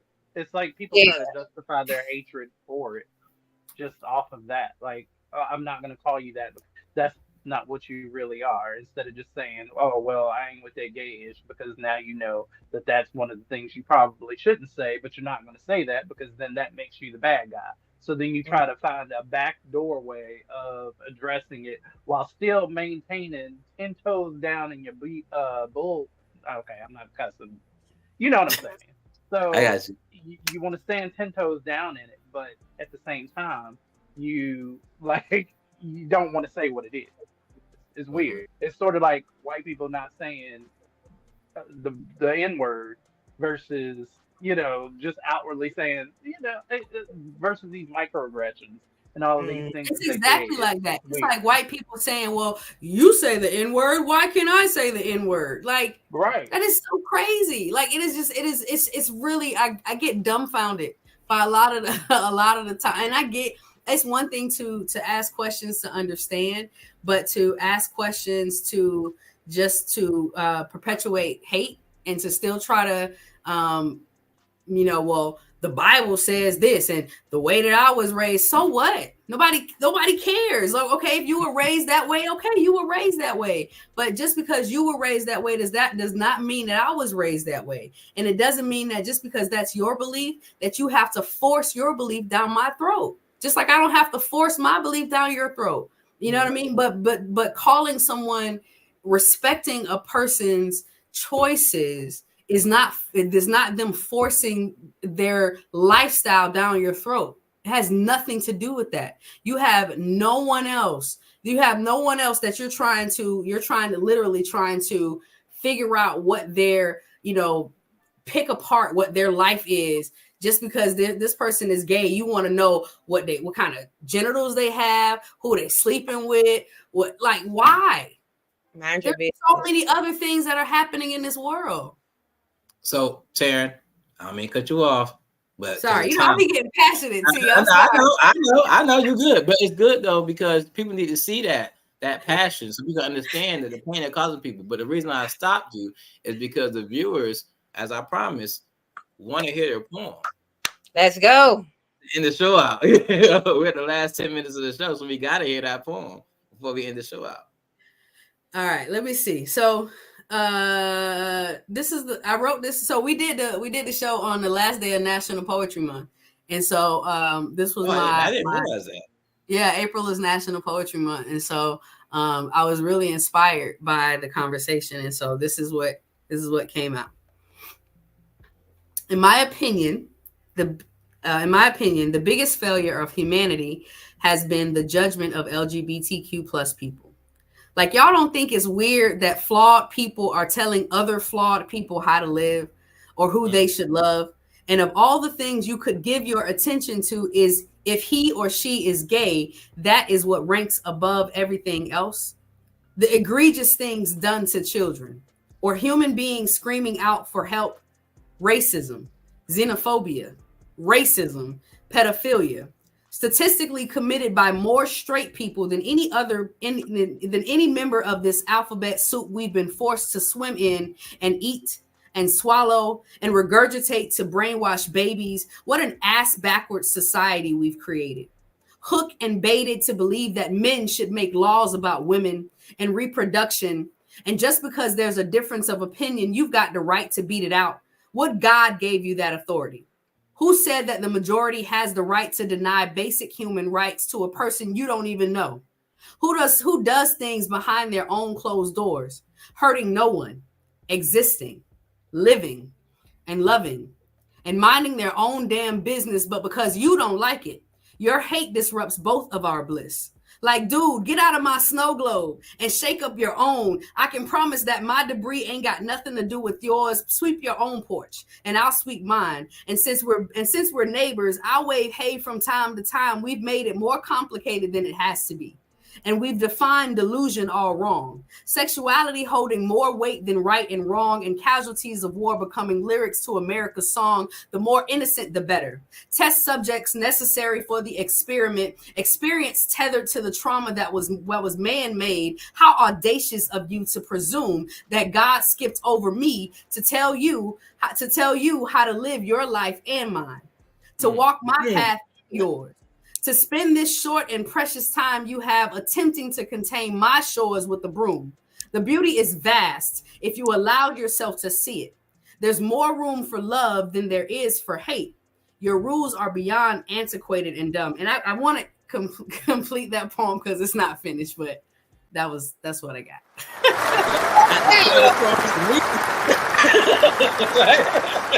Beyond antiquated and dumb. Okay. Yeah. It's crazy to me. Like, it really I is. have never heard a more intelligent drag in my life. Right. Wow. I'm gonna go to bed good tonight. Thank you, Terry. I'm asleep good tonight. That drag was so intelligent. You gotta put your pinky out when you listen to a drag.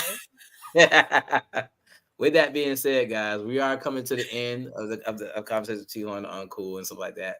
So real quick, if you guys could, we lost Marcus. I know he's dealing with technical difficulties, but if you're looking for Marcus, go on Facebook, look for at Marcus Smoot. That's MARCUS, capital S, MOOT on all social media platforms. Support him, support his radio show, check him out. If you guys could give everybody your information, they can follow you and connect with you if they need to. Go ahead. We'll start with Harley. Okay. I am Harley Hendricks 6 on all platforms. So the way my name is spelled here, when it was down here, it's not here no more. But when it was there, y'all know it. There we go. Right here with the number 6 behind it. I'm there everywhere. If you just need a reminder of how amazing you are, follow me. My motivational content gets me through tough days, and from what I hear, it gets through other folks through them too. So I'm grateful for it. And order you something. I make everything. If I don't make it, you send me a picture of it, I will. My wife like that crochet stuff, so I might be hitting you up. Just Okay. So you know. I'm my target audience, and I'm ready to do some resort wear. So now that we low key cousins, T-Horne, you gotta hit me up anyway. I want to make your wife something. Now we family. I got you. You're right. Taryn, Love Reigns. You want to go ahead and give your information for everyone again? Yeah, it's so you can follow me, Love Reigns, at I am Love Reigns everywhere. Or my personal page, which is at Taryn. I put it in the comments too. Okay. Harley, what would you say? What did you say yours was again? Harley Hendricks 6. So the number 6 in my name. Okay, gotcha. Okay.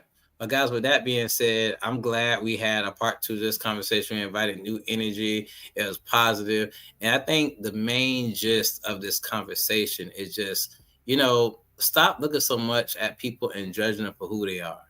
Sometimes you got to accept people are going to live their lives. They wouldn't want to live their lives. As long as it's not hurting you or bringing negativity to you and what you got going on, leave people alone. People are going to believe the religions they want to believe. People are going to live the lifestyle they want to live. People are going to love who they want to love.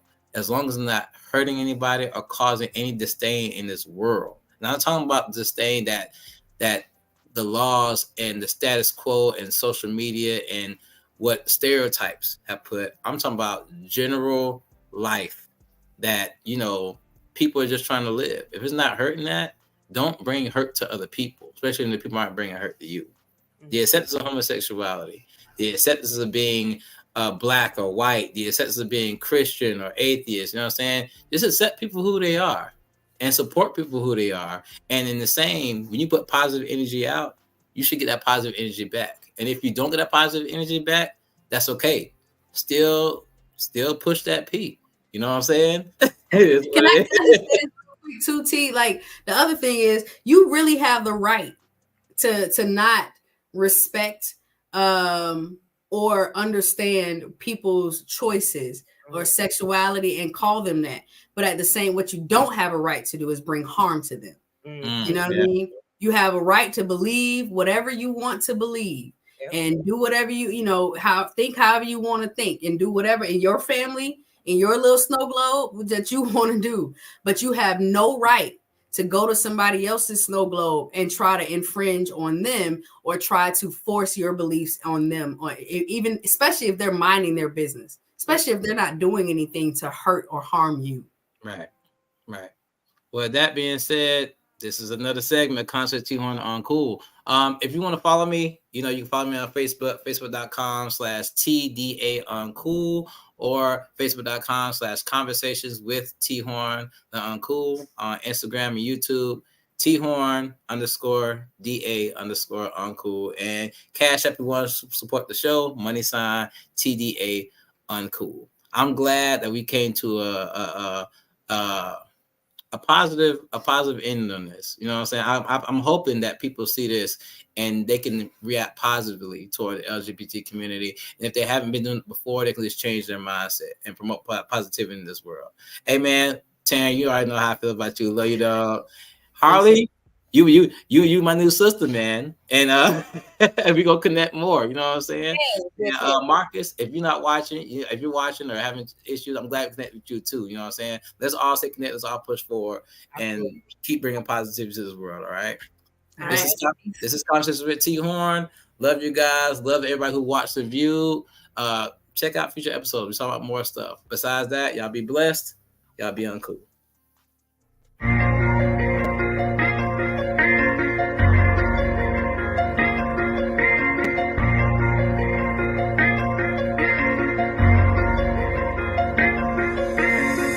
Don't judge me until you know me.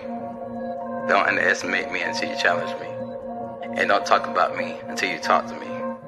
Or better yet, mind your business and stop minding mine. Yeah, I'm the topic of conversation. Circles talk about me. Yeah, I'm in rotation. I'm the one they talk and then they gossip about. Now it's so hard for them to keep my name out their mouth. Oh, I'm the topic of conversation. Circles talk about me. Yeah, I'm in rotation.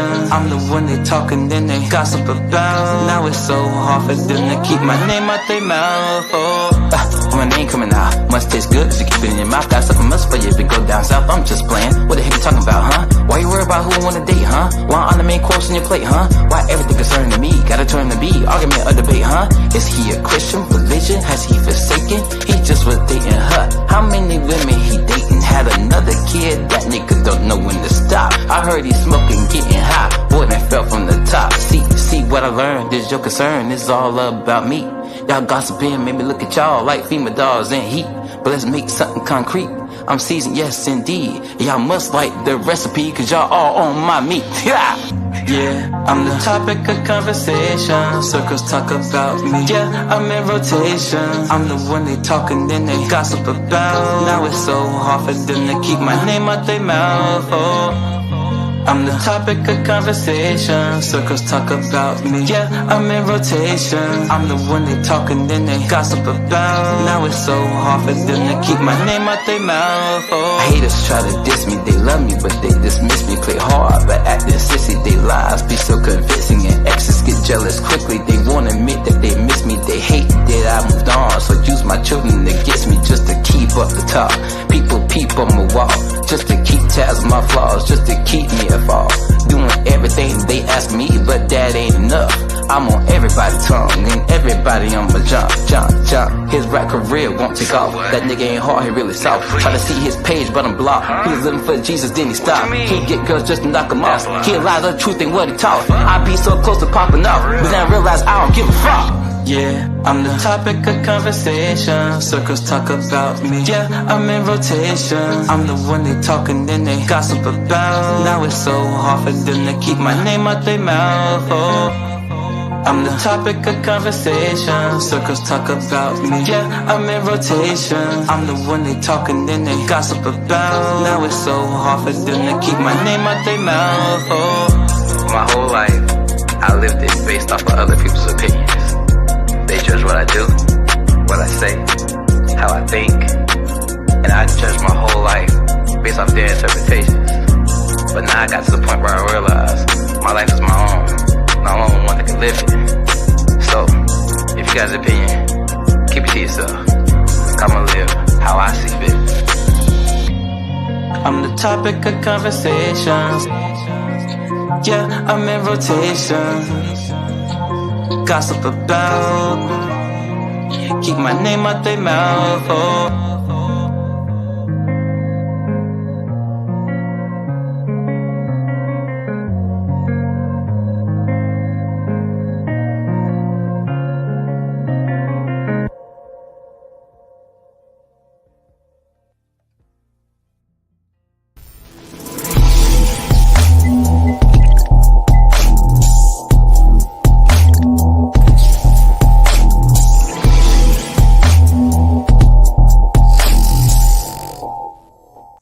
It's Youth Sunday time at It's All About Jesus and Me Teaching Ministry. Join us Sunday, May 19th, 2024 at 2:30 p.m. Firefighter for the city of Gainesville.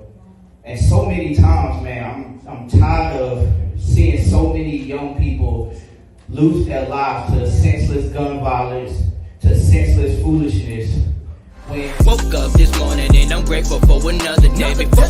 It's Youth Sunday time at It's All About Jesus and Me Teaching Ministry. Join us Sunday, May 19th, 2024 at 2:30 p.m. as we present Brilliance. Let's go and get straight to it. My God is the best. His name is Yahweh. I advise you to check. My God is certified, glorified. That's what I'ma do. Just give me your life. And you'll know the truth. My God is 100 proof.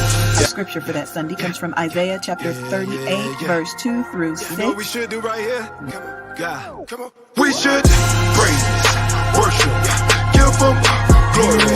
Praise, worship, give him glory. We feeling blessed. We'll be at the Willie Gallimore Community Center at 399 Sierra Street, St. Augustine, Florida. It's Youth Sunday.